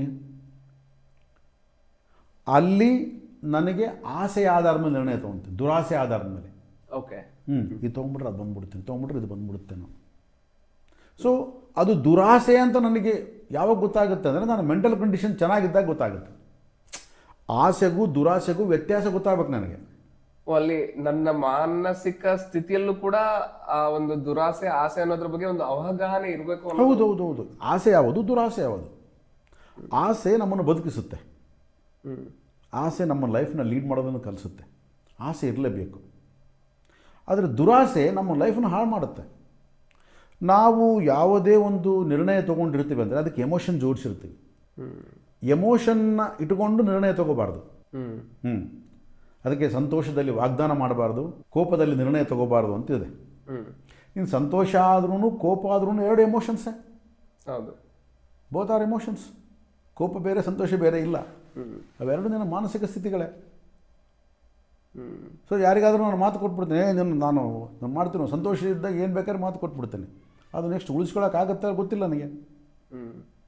ಕೋಪದಾಗಿದ್ದಾಗ ಚಾಲಂದ್ರೆ ನಾನು ನೋಡ್ಕೊತೀನಿ ಏನು ನೋಡ್ಕೊತಿ, ಯಾರು ನೋಡ್ಕೊತಿ, ಯಾರು ನೋಡ್ಕೊಳಕ್ಕಾಗಲ್ಲ. ಸಮಯ ಬಂದಾಗ ಒಂದು ಇರುವೆ ಕೂಡ ರಿವೋಲ್ಟ್ ಆಗುತ್ತೆ, ಜಸ್ಟ್ ಒಂದು ಇನ್ಸೆಕ್ಟ್ ಕೂಡ ರಿವೋಲ್ಟ್ ಆಗುತ್ತೆ. ಎಷ್ಟೋ ಜನ ಇನ್ಸೆಕ್ಟ್ ಕಡೋದು ಏನೋ ಆಗಿರುತ್ತೆ ಬಾಡಿಯಲ್ಲಿ. ಹೌದು. ಸೊ ಹಾಗೆ ಇವೆಲ್ಲವನ್ನು ನಾವು ಚೆಕ್ ಮಾಡೋದಾದರೆ ನಮ್ಮ ಮಾನಸಿಕ ಒಂದು ಕ್ಷೇತ್ರವನ್ನು ನಾವು ನೋಡ್ಕೋಬೇಕಾಗುತ್ತೆ. ಸೊ ಪ್ರೆಸೆಂಟ್ ನನ್ನ ಮಾನಸಿಕ ಕ್ಷೇತ್ರದಲ್ಲಿ ನಾನು ಹೇಗಿದ್ದೀನಿ, ಯಾವ ಆಧಾರದ ಮೇಲೆ ನಾನು ನಿರ್ಣಯಗಳನ್ನು ತೊಗೊತಾ ಇದ್ದೀನಿ, ನಾನು ಸಂತೋಷ ಅಂದರೆ ನಾನು ಡೆಫಿನಿಷನ್ ಏನು ಕೊಟ್ಕೋತಾ ಇದ್ದೀನಿ, ನಾನು ದುಃಖ ಅಂದರೆ ಏನು ಡೆಫಿನಿಷನ್ ಕೊಟ್ಕೋತಾ ಇದ್ದೀನಿ, ನನಗೆ ವೈರಿ ಅಂದರೆ ಯಾಕೆ ಡೆಫಿನಿಷನ್ ಕೊಟ್ಕೊತಾ ಇದ್ದೀನಿ. ಯಾಕಂದರೆ ಒಬ್ಬ ವೈರಿ ಅನ್ನೋದು ಪ್ರಪಂಚದಲ್ಲಿ ಪರ್ಸನ್ಸ್ ಯಾವತ್ತೂ ವೈರಿಗಳಾಗಿರೋಕ್ಕೆ ಸಾಧ್ಯ ಇಲ್ಲ. ನನ್ನ ಒಂದು ಜೀವನದಲ್ಲಿ ಅನುಭವ ಬಂದಂಗೆ ಪರ್ಸನ್ ಯಾವತ್ತೂ ವೈರಿ ಅಲ್ಲ, ಸಿಚುವೇಶನ್ ಈಸ್ ಎನಿಮಿ. ಸೊ ನಾವು ಸಿಚುವೇಶನ್ಸ್ ನೋಡೋದು ಬಿಟ್ಟು ಪರ್ಸನ್ ನೋಡ್ತೀವಿ. ಬಿಕಾಸ್ ಆ ಸಿಚುವೇಶನ್ಸ್ನಲ್ಲಿ ಯಾವುದೋ ಒಬ್ಬ ಪರ್ಸನ್ ಮಿಂಗಲ್ ಆಗಿರ್ತಾನೆ. ಸೊ ನಾವೇನು ಮಾಡ್ತೀವಿ, ಆ ಸಿಚುವೇಶನ್ ಪಕ್ಕಕ್ಕೆ ಇಟ್ಬಿಡ್ತೀವಿ, ಅವ್ನು ಹಿಡ್ಕೊಂಡ್ಬಿಡ್ತೀವಿ ನಾವು. ಎಲ್ಲ ಈ ನನ್ನ ಮಗನಿಂದ ಆಗಿದ್ದು ಅಂತ ಲೈಫ್ ಲಾಂಗ್ ಶತ್ರುತ್ವ ಬೆಳೆಸ್ಕೊಂಡ್ಬಿಟ್ಟಿರ್ತಾರೆ. ಹಾಗಾಗಿ ನಾನು ಇದನ್ನು ಅರ್ಥ ಮಾಡ್ಕೊಳ್ಳೋಕ್ಕೆ ಭಾಳ ವರ್ಷ ಆಗ್ಬಿಡ್ತು. ಈಗ ನನ್ನ ಪರ್ಸನ್ಸ್ ನೋಡೋದೇ ಇಲ್ಲ ನಾನು, ಸಿಚುವೇಶನ್ ನೋಡ್ತೀನಿ. ಯಾವ ಸಂದರ್ಭದಲ್ಲಿ ಅವನು ಆ ರೀತಿ ಬಂದು ಮಾಡ್ದ, ಸೊ ಆ ಸಂದರ್ಭ ಎದುರಾಗೋದಕ್ಕೆ ನನ್ನ ದುರಾಸೆ ಏನಿತ್ತು ಇವೆರಡನ್ನ ಮಾತ್ರ ಚೆಕ್ ಮಾಡಬೇಕು ಕಂಪಲ್ಸರಿ. ಸೊ ಈ ರೀತಿಯಾಗಿ ನಮ್ಮ ಎಮೋಷನ್ಸು, ನಮ್ಮ ಫೀಲಿಂಗ್ಸು ನಮ್ಮ ಜೀವನದಲ್ಲಿ ಆಟ ಆಡ್ತವೆ. ಸೊ ಇದರಿಂದ ನಾವು ಎಷ್ಟೋ ಕಳ್ಕೊತೀವಿ, ಎಷ್ಟೋ ಪಡ್ಕೋತೀವಿ ಕೂಡ. ಹೌದು, ಆ್ಯಕ್ಚುಲಿ ಪಡ್ಕೊಳ್ಳೋದು ಪಕ್ಕಕ್ಕಿಡೋ, ಕಳ್ಕೊಳ್ಳೋದಂತೂ ಖಾಯಿ. ಕಳ್ಕೊಳ್ಳೋದೇ ಜಾಸ್ತಿ ಆಗಿದೆ. ಪಡ್ಕೊಳ್ಳೋದು ಭಾಳ ಕಡಿಮೆ. ಪಡ್ಕೊಳ್ಳೋದು ಯಾವಾಗ ಪಡ್ಕೊಳ್ತೀವಿ? ಈ ಎಮೋಷನ್ಸ್ ಆ್ಯಂಡ್ ಫೀಲಿಂಗ್ಸ್ನ ನಾವು ಚೆಕ್ ಮಾಡ್ಕೊಂಡಾಗ ಪಡ್ಕೊಳ್ತೀವಿ. ಏನು ಪಡ್ಕೊಳ್ತೀವಿ? ಸಂತೋಷವನ್ನು ಪಡ್ಕೊಳ್ತೀವಿ, ಆನಂದವನ್ನು ಪಡ್ಕೊಳ್ತೀವಿ, ಒಂದು ತೃಪ್ತಿಯನ್ನು ಪಡ್ಕೊಳ್ತೀವಿ ಲೈಫಲ್ಲಿ. ಇವು ಪಡ್ಕೊಳ್ತೀವಿ ಇವು. ಯಾಕಂದರೆ ನಿನ್ನ ಸಂತೋಷಕ್ಕೆ ಬೆಲೆ ಕಟ್ಟೋಕ್ಕಾಗಲ್ಲ, ನಿನ್ನ ಆನಂದಕ್ಕೆ ಬೆಲೆ ಕಟ್ಟೋಕ್ಕಾಗಲ್ಲ, ನಿನ್ನ ತೃಪ್ತಿಗೆ ಬೆಲೆ ಕಟ್ಟೋಕ್ಕಾಗಲ್ಲ. ಇವನ್ನು ಪಡ್ಕೊಳ್ತೀವಿ ನಾವು. ಅದರಲ್ಲಿ ತಪ್ಪು ಮಾಡೋದು ಕಡಿಮೆ ಆಗುತ್ತೆ ಅಂತ ಅನ್ಬೋದು. ಒಂದು ಸಾರಿ ನೀನು ನಿನ್ನ ಮೆಂಟಲ್ ಕಂಡೀಷನ್ಸ್ನ ಚೆಕ್ ಮಾಡ್ಕೊಂಡು ನೀನು ಮುಂದೆ ಹೋಗ್ತಾ ಇದ್ದರೆ ನಿನ್ನಲ್ಲಿ ದುರಾಸೆ ಬರಲ್ಲ. ಒಂದು ಸಾರಿ ನಿನಗೆ ಯಾವತ್ತು ದುರಾಸೆ ನಿನ್ನಲ್ಲಿ ಬರೋಲ್ಲ, ಎಂಟ್ರಿ ಆಗಲ್ಲೋ, ಮುಗಿದೋಯ್ತು. ನಿನ್ನ ಯಾರೂ ಏನು ಮಾಡೋಕ್ಕಾಗಲ್ಲ. ಅಂದರೆ ಹೇಳ್ತೀವಲ್ಲ, ಆ ಫ್ರೀಕ್ವೆನ್ಸಿ ಇರ್ತಕ್ಕಂಥ ಪರ್ಸನ್ಸ್ಗಳು ನಮ್ಮ ಲೈಫಲ್ಲಿ ಬರಲ್ಲ ಅಂತ ಅನ್ಬೋದು ಆ್ಯಕ್ಚುಲಿ. ಅಲ್ಲ, ಆ ಫ್ರೀಕ್ವೆನ್ಸಿ ಯಾಕೆ ಅಂತಂದರೆ, ದುರಾಸೆ ಅನ್ನೋ ಫ್ರೀಕ್ವೆನ್ಸಿನ ನೀನು ಸೆಂಡ್ ಮಾಡದೇ ಇದ್ದರೆ ಯೂನಿವರ್ಸ್ಗೆ, ನೀನು ಅದಕ್ಕೆ ಫುಲ್ಫಿಲ್ ಮಾಡ್ಬೇಕಂತ ಯಾರು ಬರೋದೇ ಇಲ್ಲ. ಯಾಕಂದರೆ ನಿನ್ನೆಲ್ಲ ಆ ಫ್ರೀಕ್ವೆನ್ಸಿನೇ ಇಲ್ಲ, 91.1 ಸ್ಟೇಷನೇ ಇಲ್ಲ ನಿನ್ನ ಹತ್ರ. ಅಲ್ಲಿಂದ ಸಾಂಗ್ಸ್ ರಿಸೀವ್ ಆಗಲ್ಲ, ಏನೂ ಬರಲ್ಲ ನಿನಗೆ ಅಲ್ಲಿ. ನಾವು ಆಲ್ವೇಸ್ ಚೆಕ್ ಮಾಡ್ಕೋಬೇಕಾಗಿರೋದು ನಮ್ಮ ದುರಾಸೆಯನ್ನು. ನಾನು ಇದೇನೋ ಮಾಡೋಕ್ಕೆ ಕೊಟ್ಟಿದ್ದೀನಿ, ಇದರಲ್ಲಿ ದುರಾಸೆ ಇದೆಯಾ? ದುರಾಸೆ ಇದೆ. 1 ವರ್ಷದಲ್ಲಿ ಡಬಲ್ ಆಗುತ್ತೆ, 2 ವರ್ಷದಲ್ಲಿ ಡಬಲ್ ಆಗುತ್ತೆ, 6 ತಿಂಗಳಲ್ಲಿ ಡಬಲ್ ಆಗುತ್ತೆ. ಇಲ್ಲ ಹಿಂಗೆ ಕೊಟ್ಬಿಟ್ರೆ ನನಗೆ ಏನು ಬೇಕಾಗಿಲ್ಲ ಹಂಗೆ ಬಂದುಬಿಡುತ್ತೆ. ಮುಗಿದೋಯ್ತು ಕೆಲಸ. ಇಲ್ಲ ಯಾರೋ ಸಂಪಾದನೆ ಮಾಡಿಬಿಟ್ಟು ನನಗೆ ಕೊಟ್ಬಿಡ್ತಾರೆ, ಮುಗಿದೋಯ್ತು. ಯಾರ ಬಗ್ಗೆ ಇಂಟ್ರೆಸ್ಟ್ ಇಲ್ಲ. ಯಾರು ಬೇರೆಯವರು ಸಂಪಾದನೆ ಮಾಡಿ ನನಗೆ ಯಾಕೆ ಶೇರ್ ಕೊಡ್ತಾರೆ? ಅವನ ಬಗ್ಗೆ ಅವ್ನಿಗೆ ಇಂಟ್ರೆಸ್ಟ್ ಇರುತ್ತೆ, ನನ್ನ ಬಗ್ಗೆ ಯಾಕೆ ಇಂಟ್ರೆಸ್ಟ್ ಇರುತ್ತೆ? ಸ್ವಲ್ಪ ಇದನ್ನು ಚೆಕ್ ಮಾಡ್ಕೊಳ್ಳಲ್ಲ ಅವು. Because of mental condition. ನಮ್ಮ ಮಾನಸಿಕ ಕ್ಷೇತ್ರ ತುಂಬ ವೀಕ್ ಇರುತ್ತೆ. ವಲ್ನರಬಲ್ ಅಂತ ಕರೀತಾರಲ್ಲ, ವಲ್ನರಬಲ್, ತುಂಬ. ಸೊ ಹಾಗಾಗಿ ಒಂದು ಮಾನಸಿಕ ಬೆಳವಣಿಗೆ ಅಥವಾ ಮಾನಸಿಕ ಕ್ಷೇತ್ರವನ್ನು ನಾವು ಶುದ್ಧಿಯಾಗಿ ಇಟ್ಕೊಳ್ಳೋದು ತುಂಬ ಇಂಪಾರ್ಟೆಂಟ್ ಅಂತ ಅನಿಸುತ್ತೆ. ಶುದ್ಧಿ ಅನ್ನೋದಕ್ಕಿಂತ ನಿನ್ನ ಮಾನಸಿಕ ಕ್ಷೇತ್ರದ ಬಗ್ಗೆ ನಿನಗೆ ಅರಿವಿರಬೇಕು. ಅರಿವಿರಬೇಕು, ಅದನ್ನು ಶುದ್ಧಿ ಮಾಡೋದು ಅದು ಆಮೇಲೆ. ನಿನ್ನ ಮಾನಸಿಕ ಕ್ಷೇತ್ರದ ಬಗ್ಗೆ ನಿನಗೆ ಅರಿವಿರಬೇಕು. ನಿನಗೆ ಅದು ಭಾರಿ ಇಂಪಾರ್ಟೆಂಟ್. ನಾನು ಎಲ್ಲಿ ಏರುಪೇರಾಗ್ತಾ ಇದ್ದೀನಿ, ಎಲ್ಲಿ ಯಾಕೆ ನಾನು ಹಿಂಗೆ ಮಾತಾಡ್ತಾ ಇದ್ದೀನಿ. ಸೊ ಇವೆಲ್ಲವನ್ನ ಕೂಡ ಯಾವ ಎಮೋಷನ್ ನನ್ನ ಜಾಸ್ತಿ ಪಿಂಚ್ ಮಾಡ್ತಾ ಇದೆ, ಯಾವ ಎಮೋಷನ್ ನನ್ನ ಜಾಸ್ತಿ ಟ್ರಿಗ್ಗರ್ ಮಾಡ್ತಾ ಇದೆ, ಏನು ಕೋಪನಾ, ಅಸೂಯನಾ, ದ್ವೇಷನಾ, ಮೋಸನ, ಯಾವ ಎಮೋಷನ್ ಟ್ರಿಗ್ಗರ್ ಮಾಡ್ತಾ ಇದೆ, which emotion, check yourself first. ಆ ಟ್ರಿಗ್ಗರ್ ಮಾಡ್ತಕ್ಕಂಥದ್ದು ಯಾವುದು, ಅದು ನಮಗೆ ಗೊತ್ತಾಗ್ಬಿಟ್ರೆ ರಿಮೋಟ್ ನಮ್ಮ ಕೈ ಬಂದಂಗೆ. ಸೊ ಮಾನಸಿಕ ಕ್ಷೇತ್ರ ಭಾಳ ಇಂಪಾರ್ಟೆಂಟ್. ಲೈಫನ್ನು ನಾವು ಸಂತೋಷಕರವಾಗಿ ಜೀವನ ಮಾಡಬೇಕು ಅಂತಂದರೆ ಮಾನಸಿಕ ಕ್ಷೇತ್ರ ಮಹತ್ವವಾಗಿರ್ತಕ್ಕಂಥದ್ದು. ಇನ್ನು ಮೂರನೇದು ಯಾವುದು? ಫಿನಾನ್ಸ್. ಸೊ ಈ 2 ಕ್ಷೇತ್ರಗಳು, ಒಂದು ದೈಹಿಕ, ಒಂದು ವ್ಯಕ್ತಿತ್ವ, ಒಂದು ಮಾನಸಿಕ, ಈ 3 ಕ್ಷೇತ್ರಗಳು ಸರಿಯಾಗಿತ್ತು ಅಂದರೆ ರೆಸ್ಟ್ ಆಫ್ 4 ಏರಿಯಾಸ್ ಇದಾವಲ್ಲ, ಅದರಲ್ಲಿ ಏನು ಸಮಸ್ಯೆ ಬರಲ್ಲ. 3, ಒಂದು ಫಿಸಿಕಲ್, ಒಂದು ಪರ್ಸ್ನಾಲಿಟಿ, ಇನ್ನೊಂದು ಮೆಂಟಲ್. ಈ 3 ಕ್ಷೇತ್ರಗಳನ್ನು ನಾನು ಯಾವತ್ತೂ ಚೆಕ್ ಮಾಡ್ತಾ ಬಂದೆ ಅಂತ ಅಂದ್ಕೊಳ್ಳಿ. ಇನ್ನು ರೆಸ್ಟ್ ಆಫ್ 4 ಏರಿಯಾಸ್ನ ನಾನು ಚೆಕ್ ಮಾಡೋದೇ ಬೇಕಾಗಿಲ್ಲ.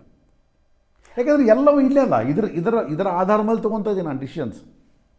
ಅಂದರೆ ಪರ್ಸ್ನಲ್ ಮತ್ತು ಫಿಸಿಕಲ್ ಅನ್ನೋದು ಒಂದರಲ್ಲೇ ಬರುತ್ತೆ ಅಂತ ಹೇಳಿ.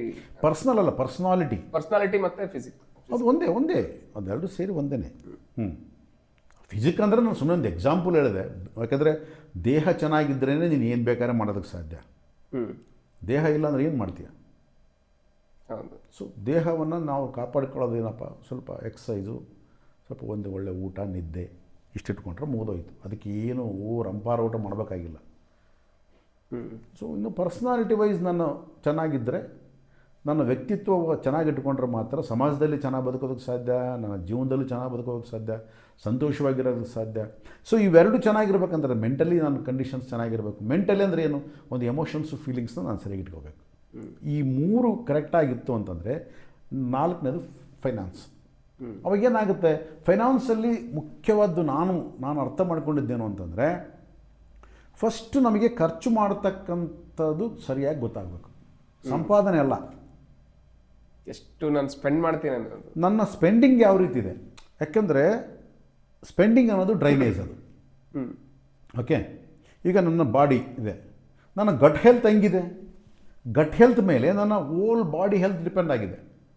ನನ್ನ ಗಟ್ ಹೆಲ್ತ್ ಸರಿಗಿಲ್ಲ, ಅವಾಗ ಏನಾಗುತ್ತೆ, ಅವಾಗ ನನಗೆ ಕಾನ್ಸ್ಟಿಪೇಷನ್ ಪ್ರಾಬ್ಲಮ್ ಬರುತ್ತೆ. ಯಾವಾಗ ಕಾನ್ಸ್ಟಿಪೇಷನ್ ಸರಿಯಾಗಿಲ್ಲ, ಸರಿಯಾದ ಆಹಾರ ತಿನ್ನೋಕ್ಕಾಗಲ್ಲ, ಅದರಿಂದ ನಿದ್ದೆ ಸರಿಯಾಗಿ ಬರಲ್ಲ, ಮಾನಸಿಕ ಕ್ಷೇತ್ರದ ಮೇಲೆ ಎಫೆಕ್ಟ್ ಬೀಳುತ್ತೆ. ಅಂದರೆ ಯಾವುದೇ ಒಂದು ಮನೆಗೆ ಡ್ರೈನೇಜ್ ಪ್ರಾಬ್ಲಮ್ ಇರಬಾರ್ದು. ಟೋಟಲ್ ಒಂದು ಮನೆಗೆ ಅದು ಎಲ್ಲರಿಗೂ ಅನುಭವ ಆಗಿರುತ್ತೆ. ಡ್ರೈನೇಜ್ ಸರಿಗಿಲ್ಲ ಅಂತಂದರೆ ಟೋಟಲ್ ಎಲ್ಲ ಬ್ಲಾಕ್ ಆಗುತ್ತೆ. ಹೌದು. ಸೊ ಹಾಗಾಗಿ ಡ್ರೈನೇಜ್ನ ನಾವು ಸರಿ ಮಾಡಿಕೊಂಡ್ರೆ ಇನ್ನು ಮುಖ್ಯದೆಲ್ಲ ಸರಿ ಆಗುತ್ತೆ. ಅಂದರೆ ಖರ್ಚು ಅನ್ನೋದು ಅದು ಡ್ರೈನೇಜ್ ಅದು. ಅದನ್ನು ಯಾವ ರೀತಿ ಖರ್ಚು ಮಾಡ್ತಾ ಇದ್ದೀನಿ ನನ್ನ ಹತ್ರ 10 ರೂಪಾಯಿ ಇದೆಯಪ್ಪ, 10 ರೂಪಾಯಿನ ಯಾವ ರೀತಿ ಖರ್ಚು ಮಾಡ್ತಾಯಿದ್ದೀನಿ. 10 ರೂಪಾಯಿ ಇದಂತ ತಕ್ಕಂಥ ಒಂದು ಚಾಕ್ಲೇಟ್ ತೊಗೊಂಡು ತಿಂದುಬಿಡ್ತೀನ, ಅದರಲ್ಲಿ ಏನು ಮಾಡ್ತಾಯಿದ್ದೀನಿ. ಈಗ ಭಾಳಷ್ಟು ಜನ ನನ್ನ ಹತ್ರ ಬಂದು ಮಾತಾಡೋದೇನು ಅಂತಂದರೆ, ಸುಮ್ಮನಿರಿ ಸರ್, ದುಡ್ಡು ಇದ್ದರೆ ಹೆಂಗೆ ಬೇಕಾದ್ರೆ ಜೀವನ ಮಾಡ್ಬೋದು, ನನಗೆ ಕೊಟ್ಟು ನೋಡ್ರಿ, ನಾನು ಹೆಂಗೆ ಮಾಡ್ತೇನೆ ಗೊತ್ತಾಗುತ್ತೆ ಅಂತ. ಯಾಕೆಂದರೆ ಒಬ್ಬ ಮನುಷ್ಯನ ಮಾನಸಿಕ ಸ್ಥಿತಿ ಅವನು ಖರ್ಚು ಮಾಡುವ ಹಣದ ಆಧಾರವಾಗಿ ಹೇಳ್ಬೋದು. ಅರ್ಥ ಆಯ್ತಾ? ಅವನು ಹೆಂಗೆ ಖರ್ಚು ಮಾಡ್ತಾನೆ ಅನ್ನೋದ್ರ ಮೇಲೆ ಅವನ ಮಾನಸಿಕ ಸ್ಥಿತಿ ಹೇಳ್ಬಿಡ್ಬೋದು ನಾವು. ಹೌದು. ಅದಕ್ಕೆ ನಮ್ಮ ಹತ್ರ ಯಾರಾದರೂ ಬಂದರೆ ಫಸ್ಟಿಗೆ ಕೇಳ್ತೇನೆ, ನಿನ್ನ ಒಂದು ಡೈಲಿ ಏನೇನು ಖರ್ಚು ಮಾಡ್ತೀಯಪ್ಪ, ಬೆಳಿಗ್ಗೆಲಿಂದ ಸಾಯಂಕಾಲದವರೆಗೆ ಏನು ಖರ್ಚು ಮಾಡ್ತೀಯ, ಎಷ್ಟು ಖರ್ಚು ಮಾಡ್ತೀಯ, ಯಾವುದಕ್ಕೆ ಖರ್ಚು ಮಾಡ್ತೀಯ ಹೇಳಂತ. ಸಾಕು ನನಗೆ ಒಂದು ಕಂಪ್ಲೀಟ್ ಮುಗೀತು ಚರಿತ್ರೆ, ಇಷ್ಟು ಗೊತ್ತಾಗ್ಬಿಡ್ತು. ಓಕೆ. ಸೊ ನಾವು ಹಣವನ್ನು ಯಾವ ರೀತಿ ಸ್ಪೆಂಡ್ ಮಾಡ್ತೀವಿ ಅನ್ನೋದರ ಮೇಲೆ ನಮ್ಮ ಫಿನಾನ್ಸ್ ಯಾವ ರೀತಿ ಇದೆ ಗೊತ್ತಾಗುತ್ತೆ. ನಾವು ಸ್ಪೆಂಡೇ ಮಾಡಲ್ಲಪ್ಪ, ಬಡಪ್ಪ ಖರ್ಚು ಮಾಡಬಾರ್ದು, 100% wrong. Drainage block, gut health ಹೋಯ್ತು, ಫ್ಲೋ ಇಲ್ಲ. ಕೆಲವರು ನಾನು ಖರ್ಚೇ ಮಾಡಲ್ಲ, ಹೆಂಗಿದ್ದು ಹಂಗೇನೆ ಬ್ಯಾಂಕ್ನ ಹಂಗೆ ಇಟ್ಟಿರ್ತದೆ. ಗಟ್ ಹೆಲ್ತ್ ಇಲ್ಲ ಅವನಿಗೆ ಎಷ್ಟು ಬಂದ್ರೂ ವೇಸ್ಟ್, ಏನು ಮಾಡೋಕ್ಕಾಗಲ್ಲ. ಅವನಿಗೇನು ತಿನ್ನಲ್ಲ, ಏನು ಮಾಡಲ್ಲ. ಯಾಕಂದರೆ ಕಾನ್ಸ್ಟಿಪೇಷನ್ನೇ ಇಲ್ಲ ಅವನಿಗೆ ಅಂತಂದರೆ ಏನು ಮಾಡ್ತಾನೆ ಅವನು? ಕಾನ್ಸ್ಟಿಪೇಷನ್ ಪ್ರಾಬ್ಲಮ್ ಇದೆ ಅಂದರೆ ಏನು ಮಾಡ್ತಾನೆ? ಸೊ ಆ ರೀತಿಯಾಗಿ ಫಸ್ಟು ನಮ್ಮ ಸ್ಪೆಂಡಿಂಗ್ಸ್ ಹೆಂಗಿದೆ ಅನ್ನೋದ್ರ ಮೇಲೆ ಡಿಪೆಂಡ್. ನನಗೆ ಈ ಸೀಕ್ರೆಟ್ ಅರ್ಥ ಆದಮೇಲೆ ನಾನು ಆ ಸ್ಪೆಂಡಿಂಗ್ ಮೇಲೆ ನನಗೆ ಭಾಳಷ್ಟು ಒಂದು ಕಾಷಿಯಸ್ ಬಂತು ನನಗೆ. ಮೊದಲು 100 ರೂಪಾಯಿ ಇದ್ದರೆ 100 ರೂಪಾಯಿ, 1000 ರೂಪಾಯಿ ಇದ್ದರೆ 1000 ರೂಪಾಯಿ, ಪಟ್ ಮುಗಿದೋಗ್ಬಿಡ್ಬೇಕು ಅಷ್ಟೇ ಕೆಲಸ. ಅದು ಅಂದರೆ ನಮ್ಮ ಹತ್ರ ಇತ್ತು ಅಂತ ಹೇಳಿದ್ರೆ ಫ್ಲೋ ಆಗಲ್ಲ ಅನ್ನೋ ಒಂದು ಭಾವನೆ ಏನಾದರೂ ಇತ್ತು. ಅಲ್ಲಲ್ಲ, ಆ ಥರ ಅಂತಲ್ಲ. ನಾವು ನನಗೇನು ಇಷ್ಟ ಬಂದಿದ್ದು ನಾವು ಖರ್ಚು ಮಾಡೋದಷ್ಟೇ, ನೋಡ್ಕೊಳ್ಳೋಣ ಮತ್ತೆ ನೋಡೋಣ ಅಂತ. ಯಾವುದು ತಪ್ಪಲ್ಲ, ಬಟ್ ಯಾವ ರೀತಿ ನಾವು ಹಣವನ್ನು ಸ್ಪೆಂಡ್ ಮಾಡ್ತೀವಿ ಅನ್ನೋದು ಭಾಳ ಇಂಪಾರ್ಟೆಂಟ್. ಒಂದು ಸಾರಿ ಈ ಸ್ಪೆಂಡಿಂಗ್ ಮೇಲೆ ನಮಗೆ ಒಂದು ಪಟ್ಟು ಬಂತು ಅಂತ ಅಂದ್ಕೊಳ್ಳಿ, ಒಂದು ಹಿಡಿತ ಸಿಕ್ತು ಅಂತ ಅಂದ್ಕೊಳ್ಳಿ. ಸೊ ಇನ್ನು ಫೈನಾನ್ಸ್ ಲೆವೆಲಲ್ಲಿ ಎಲ್ಲೂ ಕೂಡ ಏರುಪೇರು ಆಗಲ್ಲ. ಈ ಫಸ್ಟ್ ಸ್ಪೆಂಡಿಂಗ್ನಾಗ ನಾವು ಚೆಕ್ ಮಾಡ್ಕೊಂಡ್ಬಿಟ್ಟು ಆಮೇಲೆ ಸ್ಪೆಂಡಿಂಗ್ ಆದ ಮೇಲೆ ನೆಕ್ಸ್ಟ್ ಸಂಪಾದನೆ ಹೆಂಗೆ ಅಂತ ನೋಡ್ಬೇಕು ನಾವು. ಸಂಪಾದನೆ ಯಾವ ರೀತಿ, ಯಾಕಂದರೆ ಸ್ಪೆಂಡ್ ಮಾಡಬೇಕಾದ್ರೆ ನೀನು ಕರೆಕ್ಟಾಗಿ ಸ್ಪೆಂಡ್ ಮಾಡ್ತಾ ಬಂದರೆ ನಿನಗೆ ಸಂಪಾದನೆ ಐಡಿಯಾ ಬಂದ್ಬಿಡ್ತೀನಿ ಆಟೋಮೆಟಿಕ್ಕಾಗಿ. ನಿನಗೆ ಸ್ಪೆಂಡ್ ಮಾಡೋಕ್ಕೆ ಗೊತ್ತಿಲ್ಲ ಅಂದರೆ ಸಂಪಾದನೆ ಮಾಡೋಕ್ಕೆ ಗೊತ್ತಿಲ್ಲ. ಹೌದು. ಕೆಲವರು ಅದಕ್ಕೆ ನಿಮಗೆ ನಿಮ್ಮ ಇದರಲ್ಲಿ ನಿಮ್ಮ ಕಲೀಗ್ಸ್ ನೀವು ನೋಡ್ಬೋದು. ನೀವು ಕೆಲವರು ಸ್ಯಾಲ್ರಿ ಬಂದ ತಕ್ಷಣ ಫಸ್ಟ್ ವೀಕಲ್ಲಿ ಖಾಲಿ ಆಗುತ್ತೆ, ಕೆಲವರು 15 ಡೇಸಲ್ಲಿ ಖಾಲಿ ಆಗುತ್ತೆ. ಸೊ ಈ ಥರ ಇರ್ತಾರೆ. ಯಾಕೆ ಹಂಗಾಗುತ್ತೆ ಅಂದರೆ because they don't know about how to spend. So ಫೈನಾನ್ಸಲ್ಲಿ ಭಾಳ ಇಂಪಾರ್ಟೆಂಟ್ ಆಗಿರ್ತಕ್ಕಂಥ ಪಾರ್ಟೇ ಇದು, ಯಾವ ರೀತಿ ಸ್ಪೆಂಡ್ ಮಾಡೋದು ಅಂತ. ನಾವೇನು ಅಂದ್ಕೊಳ್ತೀವಿ, ಹಣ ಸಂಪಾದನೆ ಮಾಡಬೇಕಂತ ಇನ್ವೆಸ್ಟ್ಮೆಂಟ್ ಎಲ್ಲಿ ಮಾಡಬೇಕು, ಅದರಲ್ಲಿ ಮಾಡಬೇಕು, ಇದರಲ್ಲಿ ಮಾಡಬೇಕು, ಇದೆಲ್ಲ ಇದು ಅದು ಬರುತ್ತೆ. ಅದು ಇನ್ವೆಸ್ಟ್ಮೆಂಟ್ ಹೆಂಗೆ ಬರುತ್ತೆ, ಸಂಪಾದನೆ ಬರುತ್ತೆ, ಇನ್ನು ಬಿಸ್ನೆಸ್ಸು ಬರುತ್ತೆ, ಎಲ್ಲ ಬರುತ್ತೆ. ನಾವು ಸ್ಪೆಂಡಿಂಗ್ನಲ್ಲಿ ನಾವು ಎಷ್ಟೆಷ್ಟು ಬುದ್ಧಿವಂತರಾಗ್ತೀವಿ ಅಷ್ಟಷ್ಟು ಎಲ್ಲದರಲ್ಲೂ ಬರುತ್ತೆ. ಹಾಗಂತ ಕಂಪ್ಲೀಟಾಗಿ ಇಟ್ಕೊಂಡು ಕೂತ್ಕೊಳ್ಳೋದಲ್ಲ, ನಾನೇ ಸ್ಪೆಂಡೇ ಮಾಡಬಾರ್ದು ಅಂತಲ್ಲ.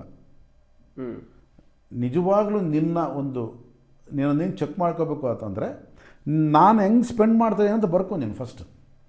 ಎಲ್ಲೆಲ್ಲಿ ನನ್ನ ಹಣ ಸ್ಪೆಂಡ್ ಆಗ್ತಾಯಿದೆ, ಯಾವುದಕ್ಕೆ ಸ್ಪೆಂಡ್ ಮಾಡ್ತಾಯಿದ್ದೀನಿ, ಎಷ್ಟಕ್ಕೆ ಸ್ಪೆಂಡ್ ಮಾಡ್ತಾಯಿದ್ದೀನಿ. ಸೊ ಅದರಲ್ಲಿ ನಾನು ಪರ್ಸನಲ್ಗೆ ಎಷ್ಟು ಸ್ಪೆಂಡ್ ಮಾಡ್ತಾಯಿದ್ದೀನಿ, ಫ್ಯಾಮಿಲಿಗೆ ಎಷ್ಟು ಫಂಡ್ ಮಾಡ್ತಾಯಿದ್ದೀನಿ, ನನ್ನ ಒಂದು ಮೆಂಟಲ್ ಕಂಡೀಷನ್ಗೆ ಏನು ಸ್ಪೆಂಡ್ ಮಾಡ್ತಾಯಿದ್ದೀನಿ, ಸೊಸೈಟಿಗೆ ಏನು ಸ್ಪೆಂಡ್ ಮಾಡ್ತಾಯಿದ್ದೀನಿ, ಎಲ್ಲ ನೋಡಿ ಚೆಕ್ ಮಾಡ್ಕೊ. ಸೊ ನಿನ್ನ ಏರಿಯಾಸ್ ಆಫ್ ಲೈಫ್ ಗೊತ್ತಾಗ್ಬಿಡುತ್ತೆ ಕ್ಲಿಯರಾಗಿ. ಸೊ ಅದೇ ರೀತಿಯಾಗಿ ನಾವು ಯಾವಾಗ ಈ ಸ್ಪೆಂಡಿಂಗ್ನಲ್ಲಿ ನಮಗೊಂದು ಅವಗಾಹನೆ ಬಂತು ಅಂತಂದರೆ ನಾವು ಎಲ್ಲೆಲ್ಲಿ ಯಾರ್ಯಾರನ್ನ ಹಚ್ಕೋತಾ ಇದ್ದೀವಿ, ಎಲ್ಲೆಲ್ಲಿ ನಾವು ದುಡ್ಡು ಖರ್ಚು ಮಾಡ್ತಾ ಇದ್ದೀವಿ, ಯಾರಿಗೆ ಅನವಸರವಾಗಿ ಖರ್ಚು ಮಾಡ್ತಾ ಇದ್ದೀವಿ, ಯಾರಿಗೆ ಅವಸರವಾಗಿ ಖರ್ಚು ಮಾಡೋದನ್ನು ನಾವು ಮಾಡ್ತಾ ಇಲ್ಲ, ಎಲ್ಲವೂ ಗೊತ್ತಾಗುತ್ತೆ.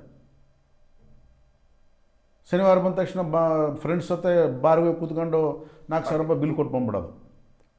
ಅಯ್ಯಪ್ಪ 4,000 ರೂಪಾಯಿ ಖರ್ಚಾಗ್ಬಿಟ್ಟು ಈ ವಾರ ಏನು ಖರ್ಚು ಮಾಡಬಾರ್ದು ಅಂತ ಕೂತ್ಕೊಂಡ್ಬಿಡೋದು. ಓಕೆ.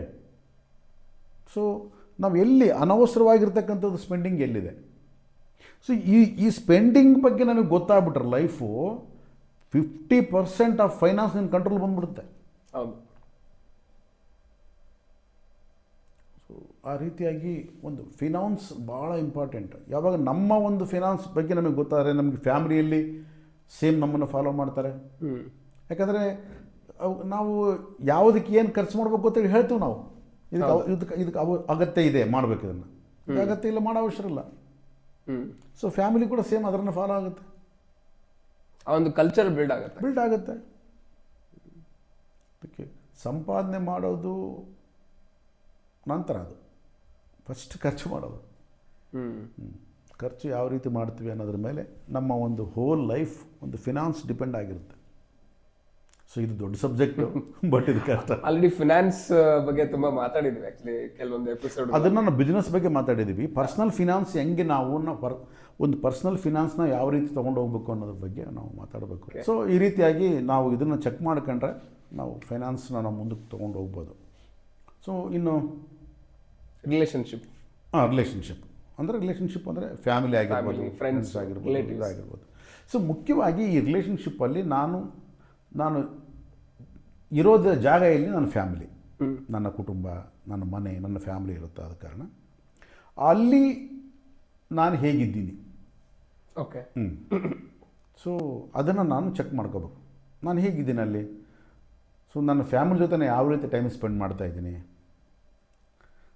ಮತ್ತು ಫ್ಯಾಮಿಲಿಗೆ ಎಷ್ಟು ಟೈಮ್ ಕೊಡ್ತಾ ಇದ್ದೀನಿ, ಆಮೇಲೆ ಫ್ಯಾಮಿಲಿನ ಎಷ್ಟು ಕೇರ್ ಮಾಡ್ತಾ ಇದ್ದೀನಿ, ಎಷ್ಟು ಕೇರ್ಲೆಸ್ ಆಗಿದ್ದೀನಿ.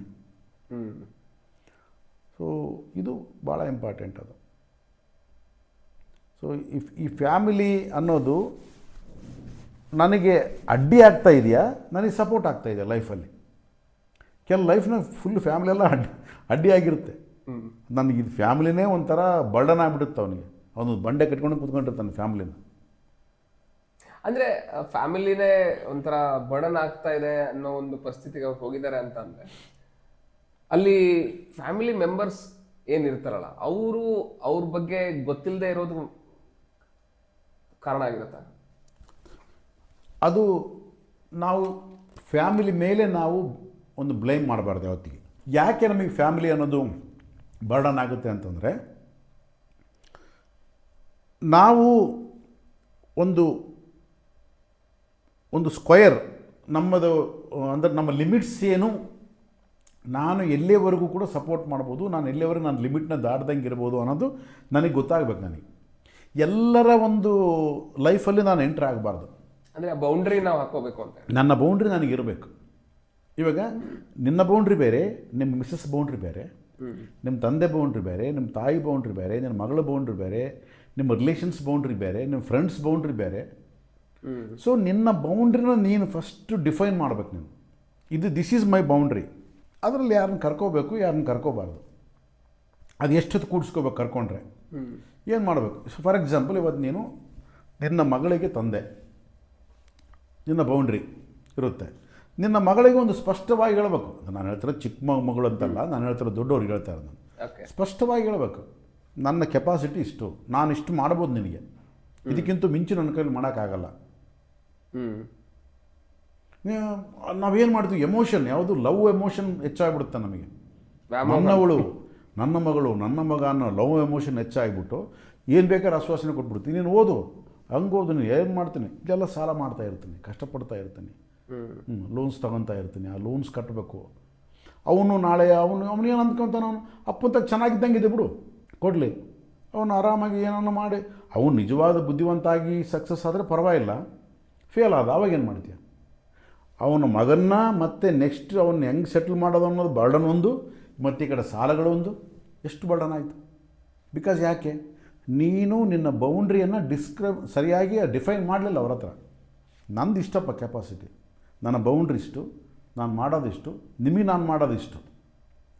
ಅಂದರೆ ಇಲ್ಲಿ ಕೆಲವೊಂದು ಫ್ಯಾಮಿಲಿಗಳಲ್ಲಿ ಮಕ್ಕಳು ತುಂಬ ಚೆನ್ನಾಗಿ ಓದ್ತಾ ಇರ್ತಾರೆ, ಅವರು ಡಾಕ್ಟರ್ ಆಗಬೇಕು ಅಥವಾ ಇನ್ನೊಂದು ಏನೋ ಇಂಜಿನಿಯರ್ ಆಗಬೇಕು ಅಥವಾ AS ಆಫೀಸರ್ ಆಗಬೇಕು ಅಂತ ಕನಸು ಕಾಣ್ತಾ ಇರ್ತಾರೆ.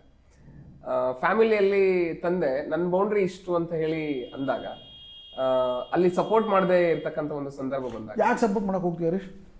ಈಗ ಇಂಜಿನಿಯರ್ಗಳು ಡಾಕ್ಟ್ರುಗಳು ಬರೀ ದುಡ್ಡಿದ್ದವರಿಂದ ಆಗ್ಯಾರ. ನಿಜವಾಗಿ ನೀನು ಏನಂದೆ, ಮಕ್ಕಳು ಚೆನ್ನಾಗಿ ಓದ್ತಾ ಇದ್ದಾರೆ ಅಂದ್ರೆ ಓದಲಿ, ಅವ್ರು ಸ್ವತಃ ಬರಲಿ ಮೇಲೆ. ನೀನು ದುಡ್ಡು ಕೊಟ್ಟು ನೀನು ಅದನ್ನು ಡೊನೇಷನ್ಸ್ನ ಕೊಟ್ಟು ಅದು ಕೊಟ್ಟು ಮಾಡ್ಬೇಕು ಅನ್ನೋದು ಏನು ಅಂದ್ಕೊಳ್ಳೋದು ನಿನಗೆ? ಡೊನೇಷನ್ಸ್ ಕೊಡೋದ್ರ ಬಗ್ಗೆ ಹೇಳ್ತಾ ಇಲ್ಲ, ಮತ್ತೆ ಅಟ್ಲೀಸ್ಟ್ ಅವ್ರಿಗೆ basic needs, basic needs fulfil, ಅದನ್ನು ಅದೇ ಬೇಸಿಕ್ಸ್ ನೀಡ್ಸು ಕೂಡ ನಿನ್ನ ಕೆಪಾಸಿಟಿ ಏನು ನೋಡ್ಕೋ. ನೀನು ಒಂದು ವೇಳೆ ಸಾಲ ಮಾಡಿ ಕೂಡ ಮಾಡಬಹುದು ಅಂತ ಇದ್ದರೆ ಆ ಸಾಲನ ಹೆಂಗೆ ತೀರಿಸ್ಬೇಕು ಅಂತ ಗೊತ್ತಿದ್ದರೆ ನಿನಗೆ ಮಾಡು. ನಾಳೆ ಅವ್ರು ದೊಡ್ಡವರಾಗ್ಬಿಟ್ಟು ಅವ್ರಿಗೆ ಜಾಬ್ ಬಂದು ಆ ಜಾಬನ್ನ ದುಡ್ಡು ತೊಗೊಂಡು ನಾನು ಸಾಲ ತೀರಿಸ್ತೀನಿ, ಈ ತಪ್ಪು ಕೆಲಸ ಮಾಡಬಾರ್ದು. ಅಂದರೆ ಅವ್ರ ಮೇಲೆ ಹೇರಬಾರ್ದು ಅಂತ ಹೇಳಿ ಅಲ್ಲ, ಹೇರ್ ಮಾಡೋದಲ್ಲ. ಹೌದು, ನಾಳೆ ಜಾಬ್ ಬರುತ್ತೋ ಬಿಡುತ್ತೋ ಏನಾಗುತ್ತೋ ಗೊತ್ತಿಲ್ಲ. Because I don't know my future. ನಾಳೆ ಏನಾಗುತ್ತೆ ಗೊತ್ತಿಲ್ಲ ನನಗೆ. ಅವಾಗೇನಾಗುತ್ತೆ, ಅದು ಆಗಿಲ್ಲಪ್ಪ, ಅವಾಗೇನಾಗುತ್ತೆ, ಅಯ್ಯೋ ನಾನು ಹಿಂಗೆ ತಪ್ಪು ಮಾಡಿಬಿಟ್ಟೆ, ಹಿಂಗೆ ಅಂದ್ಕೊಂಡಿದ್ದೆ, ಹಂಗೆ ಅಂದ್ಕೊಂಡು ಇದೇ ಆಗಬೇಕು. ಸೊ ಇವಾಗಲೂ ನೀನು ಸಾಲ ಮಾಡಿದರೆ ಎಷ್ಟು ಎಷ್ಟು ಎಷ್ಟು ಸ್ಟ್ರೆಚ್ ಮಾಡ್ಬೋದು ನೀನು, ನನ್ನ ಪರಿಮಿತಿಯಲ್ಲಿ ಎಷ್ಟು ಎಷ್ಟು ಮಾಡ್ಬೋದು. ಸೊ ಅಷ್ಟಕ್ಕೆ ನೀನು ಬದ್ಧನಾಗಿರ್ಬೇಕು.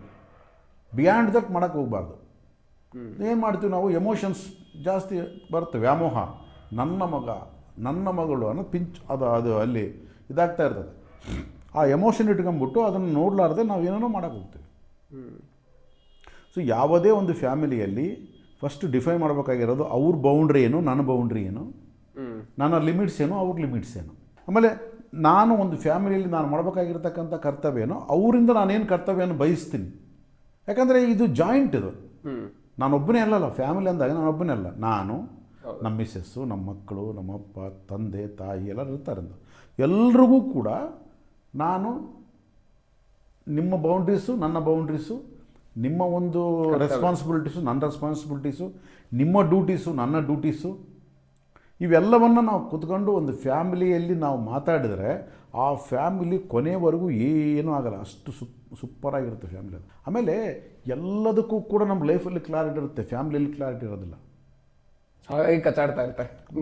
ಅದು ಒಂದು ಒಂದು ಒಂದು ಡಿಫೈನ್ ಮಾಡೋದೇ ಇಲ್ಲ ನಾವು. ನೀನೇನು ಮಾಡಬೇಕು ನಾನೇನು ಮಾಡಬೇಕು ಅಂತಿಲ್ಲ, ನಾನೇ ಎಲ್ಲ ಮಾಡ್ಬೇಕು ಅಂತ ಮಾತಾಡ್ತೀವಿ. ಮತ್ತೆ ಮಾತಾಡ್ತೀವಿ, ಎಲ್ಲ ನಾನೇ ಆಗ್ಬಿಡುತ್ತೆ, ಸಾಕಾಗ್ಬಿಡುತ್ತೆ ನನ್ನ ಜೀವನದಲ್ಲಿ, ಮಾಡಿ ಮಾಡಿ ಮಾಡಿ ಮಾಡಿ ಜೀವನ ಅನ್ನೋದು ಇಷ್ಟ ಆಗೋಗ್ಬಿಡ್ತು. ನಿನ್ನ ಯಾರು ಮಾಡೋಂತ ಹೇಳಿದರು? Because you don't have any personality. ಅದರಲ್ಲಿ ಕ್ಲಾರಿಟಿ ಅವ್ರಿಗೆ ಕೊಡಬೇಕು ಅನ್ನೋ ಒಂದು ವ್ಯಕ್ತಿತ್ವ ಅವನ ಹತ್ರ ಇಲ್ಲ ಅಂತ. ಪರ್ಸನಾಲಿಟಿ ಇಲ್ಲ ಆದ ಕಾರಣ ಅವನಿಗೆ ಏನು ಮಾಡ್ಬೇಕು ಗೊತ್ತಿಲ್ಲ. ಪರ್ಸ್ನಾಲಿಟಿ ಇದ್ದಪ್ಪ ಅಂತಂದರೆ ಅವನು ಡೆಫಿನೆಟಾಗಿ ಎಲ್ಲರನ್ನೂ ಕ್ಲಾರಿಟಿ ತೊಗೊತಾನೆ. ಅವನು ಕ್ಲಾರಿಟಿ ಆಗಿರ್ತಾನೆ, ಬೇರೆಯವ್ರು ಇಡ್ತಾರೋ ಬಿಡ್ತಾರೆ, ಇವನು ಕ್ಲಾರಿಟಿ ಆಗಿರ್ತಾನೆ. ನಂದಿಷ್ಟೇ, ನೀವು ಇಡ್ತಾರೋ ಬಿಡ್ತಾರೆ, ನಿಮ್ಮ ಇಷ್ಟ. ಸೊ ಹಾಗಾಗಿ ಮನೆಯಲ್ಲಿರ್ತಕ್ಕಂಥ ಒಬ್ಬ ಮುಖ್ಯಸ್ಥ ಅನ್ನೋನಿಗೆ ಒಂದು ಪರ್ಸ್ನಾಲಿಟಿ ಪ್ಲಸ್, ಒಬ್ಬ ಮನೆಯಲ್ಲಿ ಮುಖ್ಯಸ್ಥನಿಗೆ ಪರ್ಸ್ನಾಲಿಟಿ ಇಲ್ಲ ಅಂತಂದರೆ ಆ ಕುಟುಂಬ ಛಿದ್ರ ಆಗಿರೋದು ನಾನು ನೋಡಿದ್ದೀನಿ. ಆ ಮನೆಯ ಮುಖ್ಯಸ್ಥ, ಅವನ ತಂದೆ ಆಗಿರ್ಬೋದು, ತಾತ ಆಗಿರ್ಬೋದು, ಯಾರೇ ಆಗಿರ್ಬೋದು, ಆ ತಂದೆಯಲ್ಲಿ ಪರ್ಸ್ನಾಲಿಟಿ ಇಲ್ಲ ಅಂದರೆ ಆ ಕುಟುಂಬ ಛಿದ್ರ. ಆಮೇಲೆ ಕೂಡ ಆ ಪರ್ಸ್ನಾಲಿಟಿ ಲೋಪದಿಂದ ಆತಗೊಂದು 4-5 ಜನ ಮಕ್ಕಳಿದ್ರೆ ಈ ಮಕ್ಕಳ ಹತ್ರ, ಈ ಮಗನ ಹತ್ರ ಹೋದಾಗ ಅವ್ರನ್ನ ಬೈತಿರ್ತಾನೆ, ಅವ್ರನ್ನ ಹತ್ರ ಹೋದಾಗ ಇವ್ರನ್ನ ಬೈತಿರ್ತಾನೆ. ಅವ್ರು ಏನು ಮಾಡ್ತಾನೆ ಗೊತ್ತಿರೋದಿಲ್ಲ. ಒಂದು ಫ್ಯಾಮಿಲಿಯಲ್ಲಿ ಹೆಡ್ ಆಫ್ ದ ಫ್ಯಾಮಿಲಿ ಯಾರು ಇರ್ತಾರೆ, ಅವರಿಗೆ ಪರ್ಸ್ನಾಲಿಟಿ ಇಲ್ಲ ಅಂದರೆ ಎಷ್ಟು ಆ ಫ್ಯಾಮಿಲಿಯಲ್ಲಿ ತೊಂದರೆಗಳು ಅನುಭವಿಸ್ತಾರೆ ಏನಾಗಿದ್ರು ಅಂತ ಕೂಡ ನೋಡಿದ್ದೀನಿ. ಒಬ್ಬ ಹೆಡ್ ಆಫ್ ದಿ ಫ್ಯಾಮಿಲಿಯಲ್ಲಿ ಪರ್ಸ್ನಾಲಿಟಿ ಇದ್ದಂಥ ಫ್ಯಾಮಿಲಿ ಎಷ್ಟು ಚೆನ್ನಾಗಿದೆ ಅದು ನೋಡಿದ್ದೀನಿ ನಾನು. ಎಷ್ಟು ಚೆನ್ನಾಗಿ ನಿಭಾಯಿಸ್ಕೊಂಡು ಬಂದಿರ್ತಾರೆ ಆ ಫ್ಯಾಮಿಲಿನ, ಯಾವ ರೀತಿ ಇರ್ತಾರೆ ಕೊನೆಯವರೆಗೂ ಕೂಡ ಅವ್ರು ಯಾವ ರೀತಿ ಇದ್ದಾರೆ ನಾನು ನೋಡಿದ್ದೀನಿ. ನನಗೆ ಎರಡರ ಅನುಭವವೂ ಇದೆ. ತಂದೆ ತಾಯಿ ಇವತ್ತು ನಾವು ಸುಮ್ಮನೆ ಅದೇನೋ ಈ ಒಂದು ಹಿಂದೂ ಸಂಪ್ರದಾಯ ಪ್ರಕಾರ ತಂದೆ ಅಂದ್ಬಿಟ್ರೆ ಹಂಗೆ, ತಾಯಿ ಅಂದ್ಬಿಟ್ರೆ ಹಂಗೆ, ಅವ್ರ ತಂದೆ ತಾಯಿ ದಿನಾಲು ಸೇವೆ ಮಾಡಬೇಕು, ಪಾದ ನಮಸ್ಕಾರ ಮಾಡಬೇಕು, ಆ ಥರ ಏನೂ ಇಲ್ಲ. ಓಕೆ, ತಂದೆ ತಾಯಿಗಳು ಕೂತ್ಕೊಂಡೇ ಬೇಕಾದಷ್ಟು ತಪ್ಪುಗಳು ಮಾಡ್ತಕ್ಕಂಥ ಫ್ಯಾಮಿಲಿ ನಾನು ನೋಡಿದ್ದೀನಿ. ನಾನು ಆ ತಂದೆ ತಾಯಿಗಳಿಂದನೇ ಆ ಫ್ಯಾಮಿಲಿ ಚೂರಾಗಿರೋದು ನೋಡಿದ್ದೀನಿ ನಾನು. ಹೌದು, ಅದನ್ನೇ ಮಕ್ಕಳು ಕೂಡ ಅವರೇ ನಮಗೆ ಅವ್ರು ಹಾಕ್ಕೊಟ್ಟಿರದ್ದೇ ಒಂದು ದಾರಿ ಅಂತ ಹೇಳಿ ಹೋಗಿ ಎಡವಿರೋದು ಕೂಡ ಬೇಕಾದಷ್ಟು. ಅದು ಇನ್ನು ಕಂಟಿನ್ಯೂ ಆಗಿಬಿಡುತ್ತದೆ. ಅದೇ ತಂದೆ ತಾಯಿಗಳು ಒಳ್ಳೆ ಪರ್ಸನಾಲಿಟಿ ಇದ್ದಂಥ ತಂದೆ ತಾಯಿಗಳು ಆ ಕುಟುಂಬವನ್ನು ಎಷ್ಟು ನೀಟಾಗಿ ಮೇಂಟೈನ್ ಮಾಡಿರೋದು. ಸೊ ಯಾವ ರೀತಿ ಇಟ್ಕೊಂಡು ಹೋಗಿರೋದು. ಮತ್ತು ದೂರ ಇರ್ತಾರೆ ಎಲ್ಲರೂ ಬೇರೆ ಬೇರೆ ಮನೇಲಿ ಇರ್ತಾರೆ, ದೂರ ಇರ್ತಾರೆ, ಬಟ್ ಅವರು ಅಷ್ಟು ಸಂತೋಷವಾಗಿರ್ತಾರೆ ಎಲ್ಲರೂ ಕೂಡ. ಅದು ನೋಡಿದ್ದೀನಿ ನಾನು. ಸೊ ಇದೆಲ್ಲ ಪರ್ಸ್ನಾಲಿಟಿ ಪ್ರಾಬ್ಲಮ್ಸ್ ಇವೆಲ್ಲ. ವ್ಯಕ್ತಿತ್ವ ಇಲ್ಲ ಸರಿಗೆ ಅಂತಂದರೆ ಮುಗಿದೋಯ್ತು. ಆತ ತಂದೆ ಆದ್ರೇನೋ ತಾಯಿ ಆದ್ರೇನೋ ವ್ಯಕ್ತಿತ್ವ ಇಲ್ಲದಂಥವ್ರು ಏನು ಮಾಡ್ತೀಯ. ಫ್ಯಾಮ್ಲಿಯಲ್ಲಿ ಮುಖ್ಯವಾಗಿ ಯಾರು ಹೆಡ್ ಆಫ್ ದ ಡಿಪಾರ್ಟ್ಮೆಂಟ್ ಅಂತ ಅಂದ್ಕೊಳ್ತೀವಿ ಫ್ಯಾಮ್ಲಿಯಲ್ಲಿ, ಅವರಿಗೆ ಪರ್ಸ್ನಾಲಿಟಿ ಇರಬೇಕು. ಅವರಿಗೆ ಪರ್ಸ್ನಾಲಿಟಿ ಇಲ್ಲ ಅಂದರೆ ಆ ಒಂದು ಫ್ಯಾಮಿಲಿ ನರಕ ನೋಡ್ಬಿಟ್ಟಿದ್ದೀನಿ ನಾನು. ಒಂದು ಫೈನಾನ್ಷಿಯಲಿ ಆದರೂ ಎಫೆಕ್ಟ್ ಆಗಿರುತ್ತೆ, ಇಲ್ಲ ಅಂತ ಹೇಳಿದ್ರೆ ರಿಲೇಷನ್ಶಿಪ್ಪಲ್ಲಿ ಇದಾಗಿರುತ್ತೆ. ಫಿನಾನ್ಸ್ ಪಕ್ಕಕ್ಕಿಡೋ, ರಿಲೇಷನ್ಶಿಪ್ಪಲ್ಲೇ ಅವ್ರು ಟೋಟಲ್ ಕೊಲಾಪ್ಸ್ ಆಗಿಬಿಡ್ತಾರೆ. ಫಿನಾನ್ಸ್ ಅನ್ನೋದು ಕೆಲವರಿಗೆ ಫಿನಾನ್ಸ್ ಇಲ್ಲದೆ ಇರ್ಬೋದು ಅಂತ ಅಂದ್ಕೋ, ಅಟ್ಲೀಸ್ಟ್ ಪರ್ಸ್ನಾಲಿಟಿ ಇದ್ದರೆ ಫ್ಯಾಮಿಲಿ ಏನಾದರೂ ಚೆನ್ನಾಗಿ ಇಟ್ಕೊಂಡಿರ್ತಾರೆ. ಆಮೇಲೆ ಫೈನಾನ್ಸ್ ಡೆವಲಪ್ ಆಗ್ಬೋದು, ಆದರೆ ಆಗ್ಬೋದು, ಇಲ್ಲ ಅಂತ ಹೇಳಲ್ಲ. ಈ ಯಾವಾಗ ಒಂದು ಪರ್ಸ್ನಾಲಿಟಿ ಇಲ್ಲ, ವ್ಯಕ್ತಿತ್ವ ಇಲ್ಲ ಅಂದ ತಕ್ಷಣ ಫ್ಯಾಮಿಲಿ ಟೋಟಲ್ ಕೊಲಾಪ್ಸ್ ಆಗುತ್ತೆ, ಫೈನಾನ್ಷಿಯಲಿ ಕೊಲಾಪ್ಸ್ ಆಗ್ತಾರೆ, ಎಲ್ಲ ರೀತಿಯ ಕೊಲಾಪ್ಸ್ ಆಗ್ತಾರೆ. ಅಂತ ಹಲವಾರು ಫ್ಯಾಮಿಲಿಗಳನ್ನು ನೋಡಿದ್ದೀನಿ ನಾನು. ಸೊ ಫ್ಯಾಮಿಲಿ ಅನ್ನೋದು ಕೂಡ ನನ್ನ ಪರ್ಸ್ನಾಲಿಟಿ ಮೇಲೆ ನನ್ನ ಫ್ಯಾಮಿಲಿ ಡಿಪೆಂಡ್ ಆಗುತ್ತೆ. ನನ್ನ ಪರ್ಸ್ನಾಲಿಟಿ ಯಾವ ರೀತಿ ಇದೆ, ನನ್ನ ಫ್ಯಾಮಿಲಿ ಕೂಡ ಹಂಗೆ ಇರುತ್ತೆ. ಓಕೆ. ಸೊ ನಾನು ಅದನ್ನು ಡಿಫೈನ್ ಮಾಡಬೇಕು ಫಸ್ಟು. ನನ್ನ ಫ್ಯಾಮಿಲಿಯಲ್ಲಿ ನನ್ನ ಪಾತ್ರ ಏನು, ಸೊ ನನ್ನ ಪಾತ್ರ ಎಷ್ಟು ಮಟ್ಟಿಗೆ ನನ್ನ ಫ್ಯಾಮಿಲಿಯನ್ನು ಮುನ್ನಡೆಸ್ಬೋದು, ಸೊ ನಾನು ಫೈನಾನ್ಷಿಯಲಿ ಯಾವ ರೀತಿ ಸಪೋರ್ಟ್ ಮಾಡ್ಬೋದು, ಫಿಸಿಕಲಿ ಯಾವ ರೀತಿ ಸಪೋರ್ಟ್ ಮಾಡ್ಬೋದು, ಅವರಿಗೆ ಒಂದು ಎಮೋಷ್ನಲಿ ಯಾವ ರೀತಿ ಸಪೋರ್ಟ್ ಮಾಡ್ಬೋದು, ಎಲ್ಲವನ್ನು ಕೂಡ ನಾನು ಅದನ್ನು ಡಿಫೈನ್ ಮಾಡಬೇಕು ಫಸ್ಟು. ಯಾಕಂದರೆ ಕ್ಲಾರಿಟಿ ಇರುತ್ತೆ ಅಲ್ಲಿ ಡಿಫೈನ್ ಮಾಡಿದಾಗ. ಹೌದು, ಇಲ್ಲಾಂದರೆ ಡ್ರಾಮಾ ಇರುತ್ತೆ. ನಾನು ನಿಮ್ಗಾಗಿ ಏನು ಬೇಕಾದ್ರೂ ಮಾಡೋಕ್ಕೆ ತಯಾರಿದ್ನಪ್ಪ, ಆದ್ರೆ ಆಗ್ತಾ ಇಲ್ಲಪ್ಪ, ಬರೀ ಡ್ರಾಮಾಗಳು ಇರ್ತವೆ. ಆ ಡ್ರಾಮಾಗಳು ಫ್ಯಾಮಿಲಿಗಳು ಹೋಗ್ಬಿಟ್ಟಿದ್ದೀನಿ ನಾನು. Total drama families. ಅಲ್ಲಿ ಯಾವಾಗಲೂ ಅಸಂತೋಷನೇ ಇರುತ್ತೆ. ಅಸಂತೋಷ ಅಲ್ಲ, ಒಬ್ಬರ ಮೇಲೆ ಒಬ್ಬರಿಗೆ ಅಷ್ಟು ಅಸೂಯೆ ದ್ವೇಷಗಳು ಬೆಳೆದು ಬಿಟ್ಟಿರ್ತವೆ. ಬಟ್ ತೋರಿಸ್ಕೊಳ್ಳೋದು ಮಾತ್ರ ತೋರಿಸ್ಕೊಳ್ಳಲ್ಲ. ಒಬ್ಬರು ಏನೋ ಅಷ್ಟು ಪ್ರೀತಿ ಪ್ರೇಮ ಇದ್ದಂಗೆ ತೋರಿಸ್ಕೊತಾ ಇರ್ತಾರೆ. ಬಟ್ ಏನು ಉಪಯೋಗ ಅದರಿಂದ? ಅದೇ ಆವಾಗಲೇ ಪರ್ಸನಾಲಿಟಿ ಅಂತ ಹೇಳಿ ಬಂದಾಗ ಹೊರಗೊಂದು ಒಳಗೊಂದು ಅನ್ನೋದು ಮಾತಾಡಿದ್ರಲ್ಲ, ಅದು ಇರುತ್ತೆ. ಫ್ಯಾಮಿಲಿಯಲ್ಲಿ ನಾವು ಬ್ಯಾಲೆನ್ಸ್ ಮಾಡಬೇಕಾದ್ರೆ ಲೈಫ್ನ ಇದನ್ನು ಚೆಕ್ ಮಾಡ್ಕೋಬೇಕು. ಫ್ಯಾಮಿಲಿಯಲ್ಲೇ ಫ್ರೆಂಡ್ಸ್ ಅಂತ ಹೇಳಿ ಬರ್ತಾರೆ, ಮತ್ತು ರಿಲೇಟಿವ್ಸ್ ಬರ್ತಾರೆ ಅನ್ನೋದು ಕೂಡ ಮಾತಾಡಿದ್ವಿ ಆ್ಯಕ್ಚುಲಿ. ಸೊ ಅಲ್ಲೂ ಕೂಡ ಇದೇ ಒಂದು ಫಾರ್ಮುಲಾ ಅಪ್ಲೈ ಆಗುತ್ತೆ ಅನ್ಬೋದಾ ಆ್ಯಕ್ಚುಲಿ? ಅದೇ, ಯಾವುದೇ ಒಂದು ಫ್ರೆಂಡ್ಸ್ ಆಗಿರ್ಬೋದು, ಫ್ಯಾಮಿಲಿ ಆಗಿರ್ಬೋದು, ರಿಲೇಷನ್ಸ್ ಆಗಿರ್ಬೋದು, ನನ್ನ ಮುಖ್ಯವಾಗಿರ್ತಕ್ಕಂಥದ್ದು ಒಂದನ್ನು ನಾನು ಚೆಕ್ ಮಾಡ್ಕೋಬೇಕಾಗಿರೋದು ಎಕ್ಸ್ಪೆಕ್ಟೇಷನ್ಸ್. ನನ್ನಲ್ಲಿ ಯಾವ ಎಕ್ಸ್ಪೆಕ್ಟೇಷನ್ಸ್ ಇಲ್ಲ ಅಂತ ನಾನು ಡಿಸೈಡ್ ಮಾಡಿಕೊಂಡಾಗ ನೀನು ಏನಾದರೂ ಮಾಡೋದು. ಆಮೇಲೆ ಬೌಂಡ್ರಿ ಹೇಳಿದ್ವಲ್ಲ, ಒಂದು ಬೌಂಡ್ರಿ, ಎರಡನೇದು ಎಕ್ಸ್ಪೆಕ್ಟೇಷನ್ಸ್. ನಾನು ಎಲ್ಲೆವರೆಗೆ ನನ್ನ ಬೌಂಡ್ರಿ, ನಾನು ಯಾರನ್ನು ಕರ್ಕೋಬೇಕು, ಯಾರನ್ನು ಬಿಟ್ಕೋಬೇಕು, ಲಿಮಿಟ್ಸ್ ಪ್ಲಸ್ ಎಕ್ಸ್ಪೆಕ್ಟೇಷನ್ಸ್ ನನ್ನ ಹತ್ರ ಯಾವುದೂ ಇಲ್ಲ ಅಂತಂದಾಗ ನನ್ನ ಯಾರೂ ಏನು ಮಾಡೋಕ್ಕಾಗಲ್ಲ. ಯಾಕಂದರೆ ಅವರಿಂದ ಏನು ಬಯಸೋದೇ ಇಲ್ಲ ನಾನು. ನಾನು ಹೇಳ್ತೀನಿ, ನೋಡಪ್ಪ ನಾನು ಇಷ್ಟು ಮಾಡ್ಬೋದು, ಇಷ್ಟು ನನ್ನ ಕೈಲಿ ಕೆಪಾಸಿಟಿ ಇದೆ, ಮಾಡ್ಬೋದು ನಾನು. ಇದ್ರ ಮೇಲೆ ಬಿಯಾಂಡ್ ದಟ್ ನನ್ನ ಕೈಲಿ ಆಗಲ್ಲ. ಸೊ ಎಕ್ಸ್ಪೆಕ್ಟೇಷನ್ಸ್ ಇಲ್ಲ. ಅವ್ರು ಮಾಡ್ತಾರಾ ಬಿಡ್ತಾರಾ ಯಾವುದೂ ಇಲ್ಲ, ನೋ ಎಕ್ಸ್ಪೆಕ್ಟೇಷನ್ಸ್. ಸೊ ನೀನೊಂದು ಫ್ರೆಂಡ್ಸ್ ಹತ್ರ ಆಗಿರ್ಬೋದು, ಒಂದು ರಿಲೇಷನ್ಸ್ ಹತ್ರ ಆಗಿರ್ಬೋದು, ಒಂದು ಫ್ಯಾಮಿಲಿ ಮೆಂಬರ್ಸ್ ಹತ್ರ ಆಗಿರ್ಬೋದು, ಈ ಎರಡನ್ನೇ ನೀನು ಚೆಕ್ ಮಾಡ್ಬೇಕಾಗಿತ್ತು. ಯಾವತ್ತಿಗೂ ಚೆಕ್ ಮಾಡಬೇಕಾಗಿರೋದು ಎರಡೇ, ಒಂದು ಬೌಂಡ್ರೀಸು, ಇನ್ನೊಂದು ಎಕ್ಸ್ಪೆಕ್ಟೇಷನ್ಸ್. ಸೊ ಇವೆರಡು ನಾನು ಕರೆಕ್ಟಾಗಿದೆ ಅಂದ ತಕ್ಷಣ ಫ್ಯಾಮಿಲಿ ಹೆಂಗಿದೆಯೋ ಗೊತ್ತಿಲ್ಲ, ಫ್ರೆಂಡ್ಸ್ ಹೆಂಗಿರ್ತಾರೋ ಗೊತ್ತಿಲ್ಲ, ರಿಲೇಷನ್ಸ್ ಹೆಂಗಿರ್ತಾರೋ ಗೊತ್ತಿಲ್ಲ, ನೀನು ಮಾತ್ರ ಚೆನ್ನಾಗಿರ್ತೀಯ. ಯಾಕಂದ್ರೆ ಅವ್ರು ನಿನ್ನಂಗಿರ್ಬೇಕು ಅಂತೇನಿಲ್ಲ. ಅವ್ರು ಹೆಂಗೇನಿರಲಿ, ನಾನು ಕ್ಲಿಯರ್ ಆಗಿರ್ತೀನಿ. ನಾನು ಕ್ಲಿಯರ್ ಆಗಿರ್ತೇನೆ, ನಾನು ಚೆನ್ನಾಗಿರ್ತೇನೆ, ನಾನು ಹ್ಯಾಪಿಯೆಸ್ಟ್ ಲೈಫ್ ಲೀಡ್ ಮಾಡ್ತಾ ಇರ್ತೇನೆ. ನೆಕ್ಸ್ಟ್ ಸೋಷಿಯಲ್ ಅಂತ ಹೇಳಿ ಬರುತ್ತೆ. ಸೋಷಿಯಲ್, ಸಾಮಾಜಿಕ. ಸೊ ಯಾಕೆ ಬೇಕು ನನಗೆ ಸೋಷಿಯಲ್ ಅಂದರೆ, I am A social being. ಯಾಕೆಂದರೆ ಸಮಾಜ ಇಲ್ಲದೆ ನಾನಿಲ್ಲ. ಇವತ್ತು ನಾನು ಏನೇ ವ್ಯವಹಾರ ಮಾಡಿದರೂ ಕೂಡ ಸಮಾಜದಲ್ಲಿ ಮಾಡಿದ್ದೀನಿ ನಾನು. ನಾನು ಇವತ್ತು ಈ ಪೊಸಿಷನ್ ಬಂದಿದೆ ಅಂತ ಅಂದ್ಕೊ. ಈ ಪೊಸಿಷನ್ ಯಾರು ಕೊಟ್ಟರು ನನಗೆ? ಸೊಸೈಟಿ, ಸಮಾಜ ಕೊಟ್ಟಿದೆ, ಸೊಸೈಟಿ ಕೊಟ್ಟಿದೆ. ಇಷ್ಟು ಹಣ ಸಂಪಾದಿಸಿದ್ದೀನಿ, ಎಲ್ಲಿಂದ ಮಾಡಿದೆ ಸಂಪಾದನೆ? ನಾನು ಸೊಸೈಟಿಯಿಂದ ಮಾಡಿದ್ದೇನೆ. ಸೊ ಏನೇ ನಾನು ಮಾಡಬೇಕಾದ್ರೂ ಕೂಡ ಸೊಸೈಟಿಯಿಂದನೇ, ಪ್ರತಿಯೊಂದು ಕೂಡ ಸೊಸೈಟಿ ನನಗೆ ಕೊಟ್ಟಿದೆ ಹೊರತು ನಾನು ಸ್ವತಃ ಏನು ಸಂಪಾದನೆ ಮಾಡಿಲ್ಲ. ಸ್ವತಃ ಅನ್ನೋದಕ್ಕೆ ಯಾಕೆ ಅಂತ ಹೇಳ್ತಾ ಇದ್ದೀನಿ. ಭಾಳ ಜನ ಹೇಳ್ತಾರೆ ನಾನು ಸ್ವತಃ ಸಂಪಾದನೆ ನಾನು ಸಂಪಾದನೆ ಮಾಡಿ. ನೀನು ಎಲ್ಲಿಂದ ಮಾಡ್ತೀಯ? ನಿನಗೊಂದು ಬೇಸ್ ಯಾವುದು? ನೀನು ಏನೇ ಸಂಪಾದನೆ ಮಾಡಬೇಕಾದ್ರೂ, ನೀನು ಏನೇ ಗಳಿಸ್ಬೇಕಾದ್ರೂ ಬೇಸ್ ಯಾವುದು? Society. Society is the base. ಆ ಬೇಸಿಂದ ತೊಗೊಂಡಿರ್ತಕ್ಕಂಥದ್ದು ನಾನು.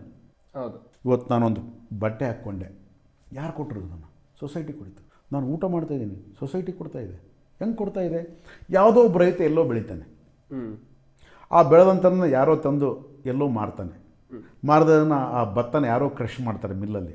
ಆ ಮಿಲ್ ಕ್ರಷ್ ಮಾಡಿರ್ತಕ್ಕಂಥ ಅಕ್ಕಿನ ಎಲ್ಲಿಗೆ ಬರುತ್ತೆ ಶಾಪ್ಗೆ, ಆ ಶಾಪು ನನಗೆ ಮಾರ್ತಾನೆ. ಅಂದರೆ ಈ ಒಂದು ಚೈನ್ ಆಫ್ ಇದೆಯಲ್ಲ, ಇದು ಒಬ್ಬ ರೈತನಿಂದ ಸ್ಟಾರ್ಟ್ ಆಗುತ್ತೆ, ನನಗೆ ಬರುತ್ತೆ. ಸೊ ನಾನೇ ಅಂದ್ಕೊಳ್ತೀನಿ ದುಡ್ಡು ಕೊಟ್ಟಿದ್ದೀನಿ ಅಂತ ಅಂದ್ಕೊಳ್ತೀನಿ.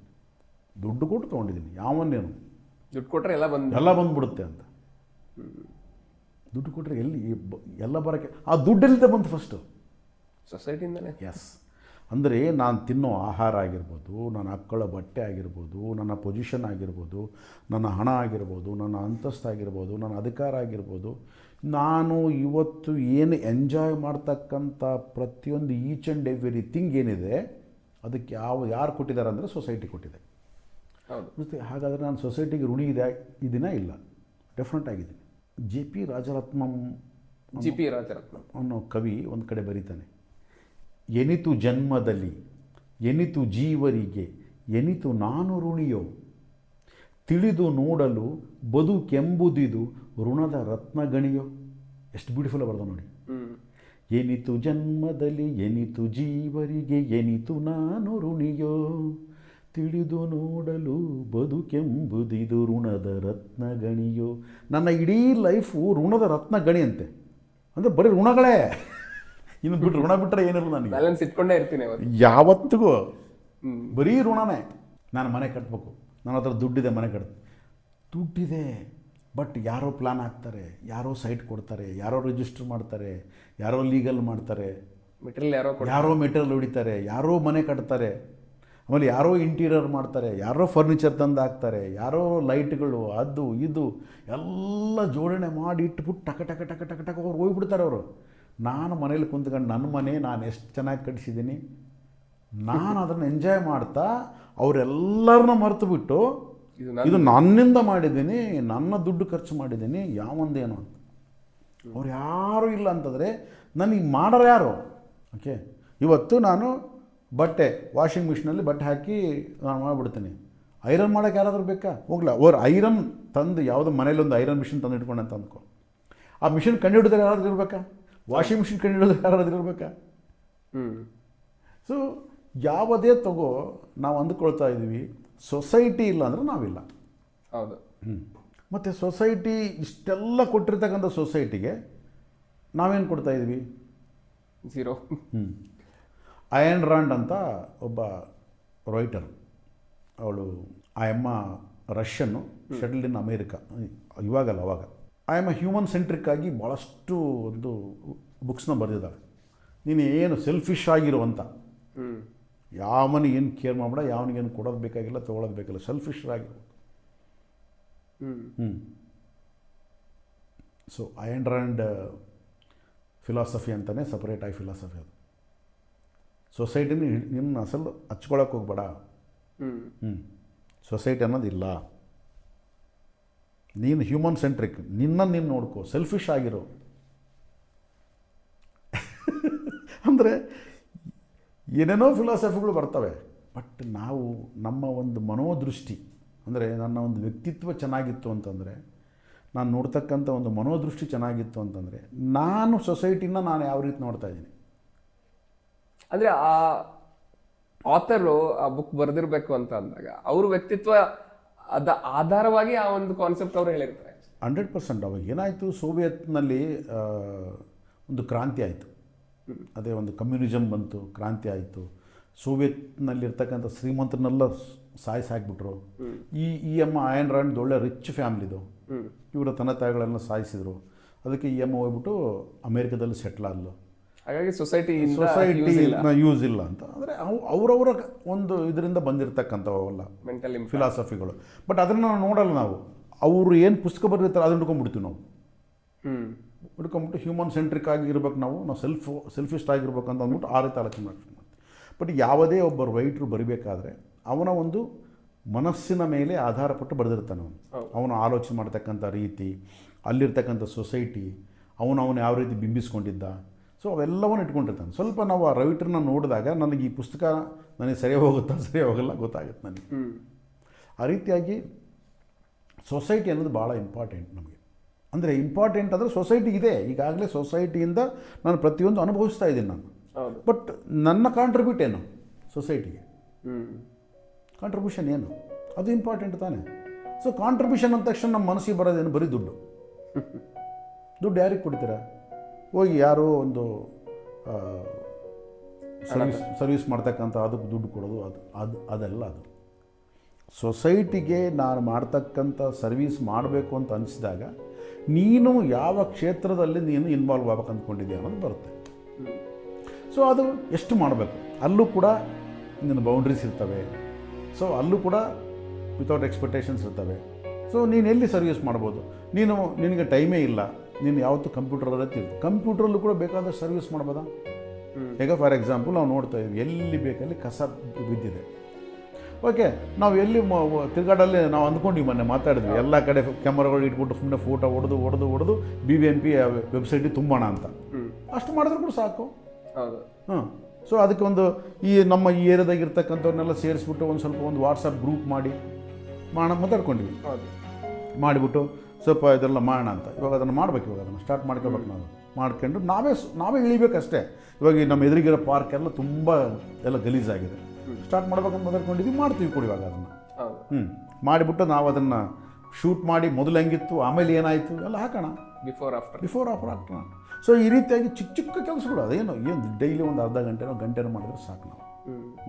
ನಮ್ಮ ಕೈಲಿ ಎಷ್ಟಾಗುತ್ತೋ ಅಷ್ಟು. ಸೊ ನನಗೆ ನೇಚರ್ ಅಂದರೆ ಈ ಗಿಡ ಮರಗಳು ಬೆಳೆಸೋದಂತ ತುಂಬ ಇಷ್ಟ ನನಗೆ. ಸೊ ಹಾಗಾಗಿ ನನಗೆ ಗೊತ್ತು ಎಷ್ಟು ನಾನು ಎಲ್ಲೇ ಹೋಗಲಿ ಫಸ್ಟ್ ಗಿಡ ಮರಗಳನ್ನು ಬೆಳೆಸೋದಕ್ಕೆ ಏನೇನು ಮಾಡಬೇಕು ಅದನ್ನೇ ಮಾಡ್ತಾಯಿರ್ತೀನಿ. ಎಲ್ಲಿ ಸಿಕ್ಕರೆ ಸಮಯ ಗಿಡ ಮರಗಳನ್ನು ಬೆಳೆಸೋದಕ್ಕೆ ನಾನು ಸ್ಪೆಂಡ್ ಮಾಡ್ತಾಯಿರ್ತೀನಿ. ನಿಮ್ಮ ಕಮ್ಯುನಿಟಿಯಲ್ಲೂ ಕೂಡ ಇವಾಗ ನಮ್ಮ ಕಮ್ಯುನಿಟಿಯಲ್ಲಿ ಗಿಡಗಳು ಹಾಕೋಕ್ಕೆ ಇಷ್ಟಪಡ್ತಾ ಇರಲಿಲ್ಲ. ಅದನ್ನು ಅದು ಅಲ್ಲಿ ಹಾಕಬಾರ್ದು ಇಲ್ಲಿ ಹಾಕಬಾರ್ದು ಅಂತೆಲ್ಲ ಇತ್ತು. ನೋಡಿದೆ ಎಷ್ಟು ಚೆನ್ನಾಗಿದೆ ಗಿಡಗಳು ಇವಾಗೆಲ್ಲ. ಸುಮಾರು ನಾನು ಆವತ್ತು ಕೂತ್ಕೊಂಡು ಹೇಳಿದ್ದು, ಮಿನಿಮಮ್ ನೀವು ಮಾಡ್ತೀರಾ ಬಿಡ್ತೀರಾ, ನಾನಂತೂ 500 ಗಿಡ ತರಿಸ್ಬೇಕು ಅಂದ್ಕೊಂಡಿದ್ದೀನಿ, ಹಾಕ್ತೀನಿ ಅಂತ. ಆಮೇಲೆ ಅದು ಒಂದಕ್ಕೊಂದು ಎಲ್ಲ ಸೆಟಪ್ ಆಗಿ ಎಲ್ಲ ಹಾಕಿಸ್ಬಿಟ್ಟು ಗಿಡಗಳು. ಇವತ್ತು ಆ 500 ಗಿಡಗಳು ಎಷ್ಟು ಚೆನ್ನಾಗಿ ಬೆಳೆದಿದೆ, ಎಷ್ಟು ಖುಷಿ ಆಗುತ್ತೆ ನೋಡಿದ್ರೆ ಅದು. ಸೊ ಈ ರೀತಿಯಾಗಿ ಅಂದರೆ ನನಗೆ ಎಲ್ಲಿ ಅವಕಾಶ ಸಿಗುತ್ತೆ ಅಲ್ಲಿ ಮಾಡ್ತಾ ಹೋಗ್ಬೇಕು. ನನಗೆ 1 ಲಕ್ಷ ಮರಗಳನ್ನು ನನ್ನ ಲೈಫ್ ಟೈಮಲ್ಲಿ ನೆಡಬೇಕು ಅಂತ ಆಸೆ. ಈಗಾಗಲೇ ನಾನು ಒಂದು 70-75 ಸಾವಿರ ಮರಗಳು ನೆಟ್ಟಿದ್ದೀನಿ ಆಗಲೇ. ಮತ್ತು ನೋಡ್ತಾ ಇದೆಯಲ್ಲ ನಮ್ಮದು ಎಸ್ಟೇಟಲ್ಲಿ ನೋಡ್ತಾ ಇದೆಯಾ, ನಾನು ಮಂತ್ರಾಲಯದಲ್ಲಿ ನಮ್ಮ ಒಂದು ಎಸ್ಟೇಟ್ ಇದೆ ಅಲ್ಲಿ ನೋಡ್ತಾ ಇದೆಯಾ. ನಾನು ಎಲ್ಲೇ ನಾವು ಲೇಔಟ್ಸ್ ಮಾಡಲಿ ಅಲ್ಲಿ ಕಂಪಲ್ಸರಿಗೆ ನಾವು ಮರಗಳನ್ನು ಹಾಕ್ತೀವಿ. ಸೊ ಎಲ್ಲ ಕಡೆನೂ ಅದೇ ಕೆಲಸ ಮಾಡ್ತಾ ಇರ್ತೀವಿ. ಎಲ್ಲಿ ಸಿಕ್ಕರಲ್ಲಿ ಎಲ್ಲಿ ಒಂದು ಜಾಗ ಸಿಗುತ್ತೆ ಮರಗಳು ಹಾಕೋದೇ ಕೆಲಸ. ಆ ರೀತಿಯಾಗಿ ನನಗೆ ಇಂಟ್ರೆಸ್ಟ್ ಆದ ಜಾಗವನ್ನು ನಾನು ಆರಿಸ್ಕೋಬೇಕು. ನನಗೆ ಇಲ್ಲಿ ಇಂಟ್ರೆಸ್ಟ್ ಇಲ್ಲದ ಫೀಲ್ಡ್ ಇಟ್ಕೊಂಡು ನಾನು ಮಾಡೋಕ್ಕಾಗಲ್ಲ. ಇದು ಕೂಡ ಒಂದು ಸೇವೆನೇ. ಯಾಕಂದರೆ ಇದೊಂಥರ ಲಂಗ್ಸ್ ಸ್ಪೇಸ್ ಕೊಡ್ತಾ ಇದೀವಿ ನಾವು, ಉಸಿರಾಡೋದಕ್ಕೆ ನಾವು ಮಾಡ್ತಾಯಿದ್ದೀವಿ. ಯಾಕಂದರೆ ಗಿಡ ಮರಗಳೇ ನಮಗೆ ಉಸಿರು. ಯಾಕಂದರೆ ನನ್ನ ಅರ್ಧ ಜೀವ ಗಿಡದಲ್ಲಿದೆ, ಅದು ಕೊಟ್ಟಂಥ ಆಕ್ಸಿಜನ್ ನನಗೆ ಬೇಕು. ನನಗೆ ಇವತ್ತಿನ ದಿವಸ ಎಲ್ಲರೂ ಅಂತ ಇದ್ದಾರೆ, ನಮ್ಮ ಸಿಟಿ ಅನ್ನೋದು ಕಾಂಕ್ರೀಟ್ ಆಗ್ತಾ ಇದೆ ಅಂತ ಹೇಳ್ಬಿಟ್ಟು, ಕಾಂಕ್ರೀಟ್ ನಾಡು ಅಂತೇಳಿ ಕರಿಬೋದು ಆ್ಯಕ್ಚುಲಿ. ಬಟ್ ಅಂಥ ಒಂದು ಸಂದರ್ಭದಲ್ಲಿ ನಾವು ಚಿಕ್ಕ ಒಂದು ಸಸಿ ನೆಡೋದು ಕೂಡ ಒಂದು ಇವತ್ತು ನನ್ನ ಕೇಳಿದ್ರೆ ಬೇಕಾಗಿರೋದು ಅಂದರೆ ಎಲ್ಲ ಒಂದು ಇವರು ಮಾಡಬೇಕಾಗಿರೋದು 2 ಕೆಲಸ. ಒಂದು ನಮ್ಮ ಪರಿಸರವನ್ನು ಕ್ಲೀನಾಗಿ ಇಟ್ಕೊಳ್ಳೋದು. ಅದನ್ನು BBMP ಅವರೇ ಮಾಡಬೇಕು, ಮುನ್ಸಿಪಾಲ್ಟಿಯವರೇ ಮಾಡಬೇಕು ಅನ್ನೋದರಿಂದಾಗಿ ನಮ್ಮದು ಒಂದು ಕಾಂಟ್ರಿಬ್ಯೂಷನ್ ಆಗಿರಬೇಕು. ಅದಕ್ಕೆ ನಾವು ಏನು ಮಾಡ್ಬೋದು, ಸ್ವಲ್ಪ ಮಾಡೋಣ. ಹೆಚ್ಚು ದೊಡ್ಡದಾಗಿ ನಾವೇ ಟ್ರಕ್ ತಂದು ಎಲ್ಲ ಒಂದು ಕಸ ಎತ್ಕೊಂಡಾಗೆಲ್ಲ ಹಾಕೋದಲ್ಲ. ನನ್ನ ಕೈಲಿ ಏನಾಗುತ್ತೆ, ಎಷ್ಟು ಮಾಡ್ಬೋದು ಅಷ್ಟೇ ಮಾಡೋಣ. ಎರಡನೇದಾಗಿ ನಮಗೆ ಎಲ್ಲಿ ಅವಕಾಶ ಸಿಕ್ಕರೆ ಅಲ್ಲೊಂದು ಮರ ನೆಡೋದು.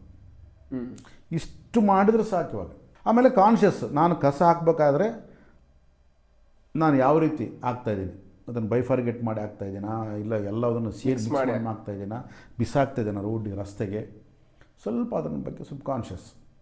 ಇಷ್ಟು ಮಾಡಿದ್ರೆ ಸಾಕು. ನಾವು ಎಷ್ಟೋ ಸೊಸೈಟಿ ಕೆಲಸ ಮಾಡಿದಂಗೆ.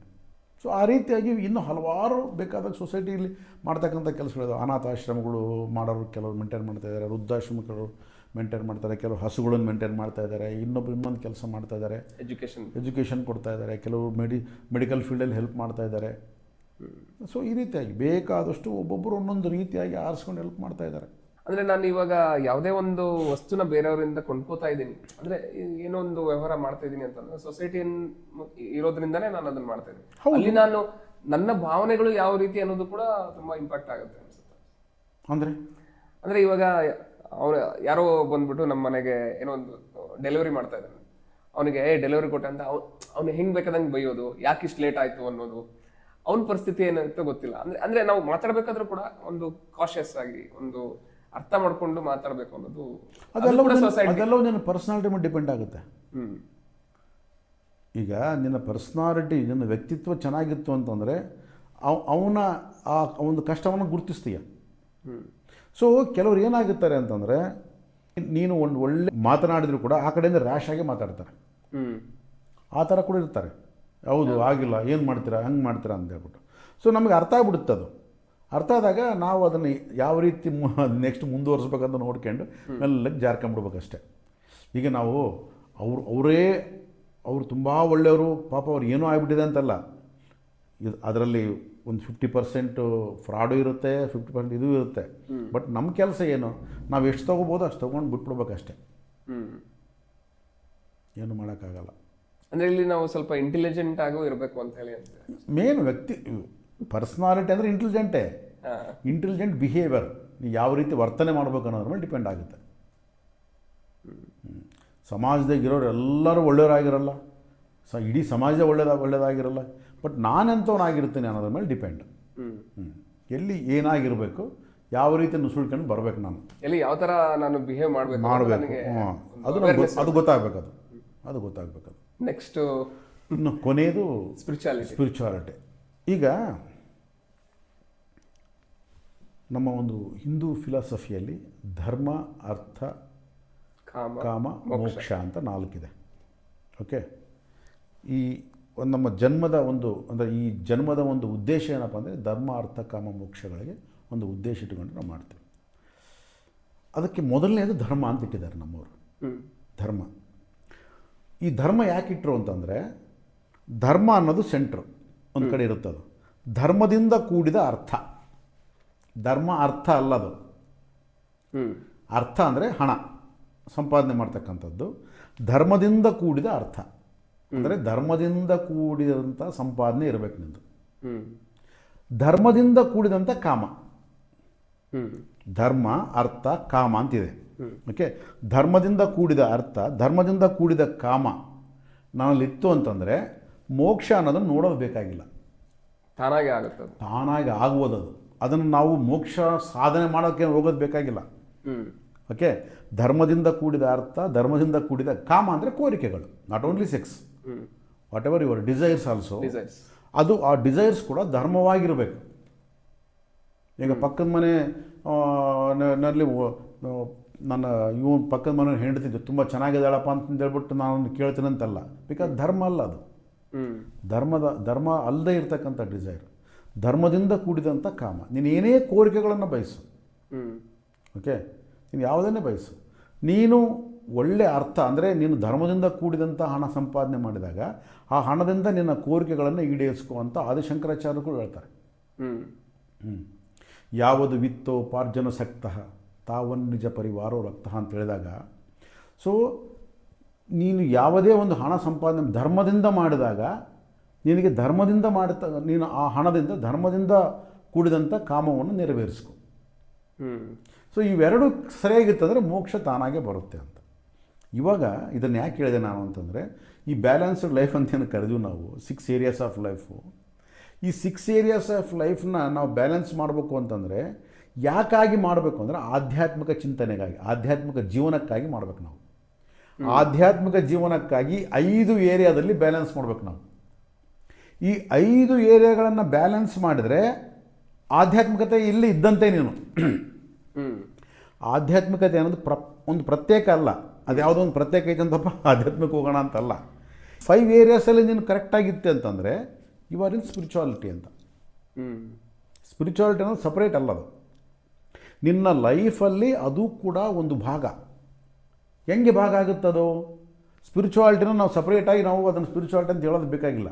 ಈ 5 ಏರಿಯಾಸಲ್ಲಿ ನಿನ್ನ ಪರ್ಸ್ನಾಲಿಟಿ, ನಿನ್ನ ಫಿಸಿಕಲ್ಲು ಪರ್ಸ್ನಾಲಿಟಿ, ಆಮೇಲೆ ನಿನ್ನ ಮೆಂಟಾಲಿಟಿ, ಆಮೇಲೆ ನಿನ್ನ ಫ್ಯಾಮಿಲಿ, ಆಮೇಲೆ ನಿನ್ನ ಫಿನಾನ್ಸ್, ಆಮೇಲೆ ನಿನ್ನ ಸೋಷಿಯಲ್, ಈ 5 ಏರಿಯಾಸ್ನ ನೀನು ಬ್ಯಾಲೆನ್ಸ್ ಮಾಡಿದೆ ಅಂತ ಅಂದ್ಕೊ. ಎಲ್ಲ ಏರಿಯಾದಲ್ಲಿ ಈ 5 ಏರಿಯಾಸ್ಗೆ ಒಂದೊಂದು 20 ಮಾರ್ಕ್ಸ್ ಕೊಟ್ಟೆ. 20 × 5 ಏನಾಯಿತು? 20 × 5 100 ಎಲ್ಲಿ ಆಯಿತು? ಸ್ಪಿರಿಚುವಲಲ್ಲಿ 100 ಆಯಿತು. ಅಂದರೆ ಅದು ಕಂಪ್ಲೀಟ್ ಆದಾಗ ಇಲ್ಲಿ ಆಟೋಮೆಟಿಕ್ಕಾಗಿ ಇದು 100 ಇದು. ಸ್ಪಿರಿಚುವಲ್ 100 ಮಾಡಬೇಕು ಅಂತಂದು ಹೇಳ್ಬಿಟ್ಟು ಸ್ಪಿರಿಚುವಲ್ 100 ಏನು ಮಾಡ್ತೀಯ ನಾನು? ಈ 5 ಏರಿಯಾಸಲ್ಲಿ ನೀನು ಕರೆಕ್ಟ್ ಆಗಿದ್ದರೆ ನೀನು ಸ್ಪಿರಿಚುವಲ್ ಆಗಿದ್ದಂಗೆ. ಸ್ಪಿರಿಚುವಲ್ ಅನ್ನೋದು ನಿನ್ನ ಬಿಟ್ಟು ಅಲ್ಲ. ಸೊ ಇದನ್ನ ನಾವು ಅರ್ಥ ಮಾಡ್ಕೊಂಡಿಲ್ಲ ಅಂತ ಅನ್ಸುತ್ತೆ ಆ್ಯಕ್ಚುಲಿ. ಎಕ್ಸಾಕ್ಟ್ಲಿ. ನಾವೇನು ಅಂದ್ಕೊಂಡಿದ್ದೀವಿ, ಸ್ಪಿರಿಚುವಲ್ ಅಂದ ತಕ್ಷಣ ಕಣ್ಮುಚ್ಕೊಂಡು ಧ್ಯಾನ ಮಾಡೋದು, ಆ ಕಡೆ ಏನಾದರೂ ಪರವಾಗಿಲ್ಲ, ಉಪವಾಸ ಮಾಡೋದು, ಪೂಜೆ ಮಾಡೋದು, ವ್ರತ ಮಾಡೋದು, ಅವು ಮಾಡೋದು, ಇದು ಮಾಡೋದು, ಅಥವಾ ಯಾವುದೋ ಒಂದು ಈ ಆಧ್ಯಾತ್ಮಿಕ ಸೆಂಟರ್ಗಳಿಗೆ ಹೋಗ್ಬಿಟ್ಟು ಅಲ್ಲಿ ಏನೇನು ಕಲ್ತ್ಕೊಂಬರೋದು, ಇದನ್ನು ನಾವು ಆಧ್ಯಾತ್ಮಿಕತೆ ಅಂತ ಅಂದ್ಕೊಂಡು. ಇಲ್ಲ ಪುಸ್ತಕ ಓದೋದು, ಇಲ್ಲ ಏನು ಸ್ಪೀಚಸ್ಗಳೆಲ್ಲ ಕೇಳೋದು, ನಾವು ಆಧ್ಯಾತ್ಮಿಕವಾಗಿ ಇರಬೇಕು. ಆಧ್ಯಾತ್ಮಿಕವಾಗಿ ಏನು ಇರ್ತೀಯ? ಆಧ್ಯಾತ್ಮಿಕವಾಗಿ ಆಧ್ಯಾತ್ಮಿಕವಾಗಿ ನೀನು ಇರಬೇಕು ಅಂತ ಬಯಸಿದಾಗ ಇದು ಈ 5 ಏರಿಯಾಸಲ್ಲಿ ನೀನು ಸಮತೋಲನ ಸ್ಥಿತಿಯನ್ನು ಕಾಪಾಡಿಕೊಂಡ್ರೆ ಆಧ್ಯಾತ್ಮಿಕ ಇದ್ದಂಗೆ ನೀನು. ಹೌದು. ಇಲ್ಲ ನೀನು ಆಧ್ಯಾತ್ಮಿಕದಲ್ಲಿ ಇನ್ನೂ ಏಳಿಗೆ ಸಂಪಾದನೆ ಮಾಡಬೇಕು ಅಂತಂದರೆ ನಿನ್ನ ಎಲ್ಲ ಒಂದು ಜವಾಬ್ದಾರಿಗಳನ್ನು ಸಕ್ರಮವಾಗಿ ನಿರ್ವಹಿಸಿ ನೀನು ಸನ್ಯಾಸವನ್ನು ತಗೋ, ಹೋಗು, ನೀನು ಇಷ್ಟ ಬಂದಂಗೆ ಮಾಡ್ಕೊ. ಬಿಕಾಸ್ ಎಲ್ರಿಗೂ ಗೊತ್ತಾಗುತ್ತೆ, ಡಿಕ್ಲೇರ್ ಮಾಡಿಬಿಡ್ತೀಯ, ಎಲ್ರಿಗೂ ಫ್ಯಾಮ್ಲಿಗೆ ಡಿಕ್ಲೇರ್ ಮಾಡ್ತೀಯ, ಎಲ್ಲರೂ ಡಿಕ್ಲೇರ್ ಮಾಡಿಬಿಡ್ತೀಯ, ಹೋಗು ನೀನು. ಒಂದು ವೇಳೆ ಸನ್ಯಾಸವನ್ನು ತಗೊಂಡ್ರೂ ಕೂಡ ನೀನು ಮಾಡಬೇಕಾಗಿರೋದು ಸೊಸೈಟಿಗೋಸ್ಕರ. ಯಾಕೆಂದರೆ ಯಾವುದೇ ಒಂದು ಆಧ್ಯಾತ್ಮಿಕ ಒಂದು ಜೀವನ ಪರಿಪೂರ್ಣ ಆಗೋದು ನಾನು ಮಾಡ್ತಕ್ಕಂಥ ಕರ್ಮದಿಂದ. ಕರ್ಮನೇ ನಾನು ಮಾಡಲ್ಲ ಅಂತಂದರೆ ನೀನು ಆಧ್ಯಾತ್ಮಿಕ ಜೀವನ ಪರಿಪೂರ್ಣ ಅಲ್ಲ. ನೀನು ಬರೀ ಜ್ಞಾನ ಸಂಪಾದನೆ ಮಾಡ್ಕೊಂಡು ಏನು ಮಾಡ್ತೀನಿ ನಾನು? ಅಲ್ಲಿ ಆ್ಯಕ್ಷನ್ಸ್ ಕರೆಕ್ಟ್ ಆಗಿಲ್ಲ ಅಂತ. ಅಗೇನ್ ಯು ಕಮ್ ಬ್ಯಾಕ್, ನೀನು ವಾಪಸ್ ಬಂದ್ಬಿಟ್ಟು ನೀನು ಕರ್ಮ ಮಾಡಬೇಕಲ್ಲಿ. ಈಗ ಬುದ್ಧನಿಗೆ ಜ್ಞಾನೋದಯ ಆಯಿತು, ಜ್ಞಾನೋದಯ ಆದ್ಮೇಲೆ ಹೋಗ್ಬಿಡ್ಬೋದಾಯ್ತಲ್ಲ ಎಲ್ಗೋ. ಯಾಕೆ ಬಂದ ಸೊಸೈಟಿಗೋಸ್ಕರ ಬುದ್ಧ? ಎಲ್ಲರಿಗೂ ಹೇಳೋಣ ಅಲ್ಲಿ. ಯಾಕೆ ಎಲ್ರಿಗೆ ಹೇಳೋದು? ಆ ತುಡಿತ ಯಾಕೆ? ಸಫರ್ ಪಡ್ತಾ ಇದ್ದಾರೆ. ತುಡಿತ ಯಾಕೆ ಅಂತಂದರೆ ಕರ್ಮದಿಂದಲೇ ಮುಕ್ತಿ.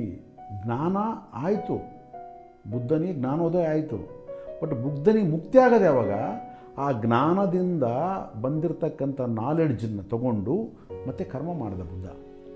ಆವಾಗ ಮುಕ್ತಿ. ತಿರುಗಾಡಿ ತಿರುಗಾಡಿ ತಿರುಗಾಡಿ ತಿರುಗಾಡಿ ಎಲ್ಲ ಕಡೆ ಬುದ್ಧ ಒಂದು ಪ್ರವಚನಗಳನ್ನು ಮಾಡಿ ಎಷ್ಟು ಜನಗಳ ಒಂದು ಇದಕ್ಕೆ ಕಾರಣ. ಸೊ ಅದು ಕರ್ಮ. ಅದು ಅಂದರೆ ನಿನ್ನ ಒಂದು ಜ್ಞಾನ ಸಂಪಾದನೆ ಕರ್ಮದಲ್ಲಿ ಇಲ್ಲ ಅಂತಂದರೆ ಆ ಜ್ಞಾನ ಸಂಪಾದನೆ ಅರ್ಧಕ್ಕೆ ಉಳ್ಕೊಂಡು ಹೋಗುತ್ತೆ. ಅದು 50% ಅಷ್ಟೇ. ಅದು ಮತ್ತೆ ವಾಪಸ್ ಕರ್ಮ ಮಾಡಿದಾಗ 50% ಅದು 100% ಆಗುತ್ತೆ. ಅದು ಅದಕ್ಕೆ ಜ್ಞಾನ ಮತ್ತು ಕರ್ಮಗಳು ನಮ್ಮ ಜೀವನಕ್ಕೆ ಒಂದು ಪಕ್ಷಿಗೆ ರೆಕ್ಕೆಗಳಿದ್ದಂತೆ.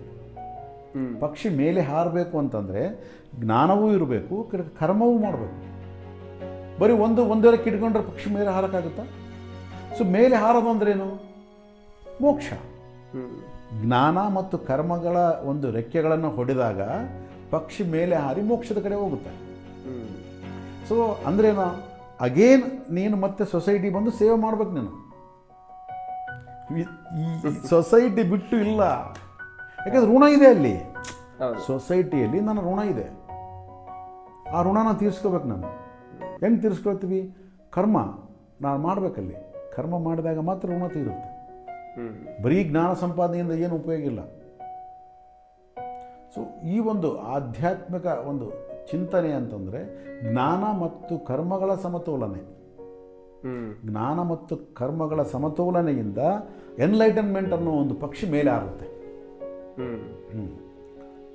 ಆ ರೀತಿಯಾಗಿ ಆಧ್ಯಾತ್ಮಿಕತೆ ಜೀವನದಲ್ಲಿ ನಾನು ಇರಬೇಕು, ಆಧ್ಯಾತ್ಮಿಕ ಜೀವನವನ್ನು ಬಯಸ್ತಕ್ಕಂಥ ಪ್ರತಿಯೊಬ್ಬರೂ ಕೂಡ ಈ 5 ಬ್ಯಾಲೆನ್ಸ್ ಏನು ಮಾತಾಡಿದ್ವಿ, ಬ್ಯಾಲೆನ್ಸ್ ಲೈಫ್ ಅಂತ ಏನು ಮಾತಾಡಿದ್ವಿ, ಈ 5 ಏರಿಯಾಸ್ ಆಫ್ ಲೈಫಲ್ಲಿ ಯಾರು ತಮ್ಮನ್ನು ತಾವು ಕರೆಕ್ಟಾಗಿ ತೊಡಗಿಸ್ಕೊಂತಾರೆ ಅವ್ರು ಆಟೋಮೆಟಿಕ್ಕಾಗಿ ಸ್ಪಿರಿಚುವಲ್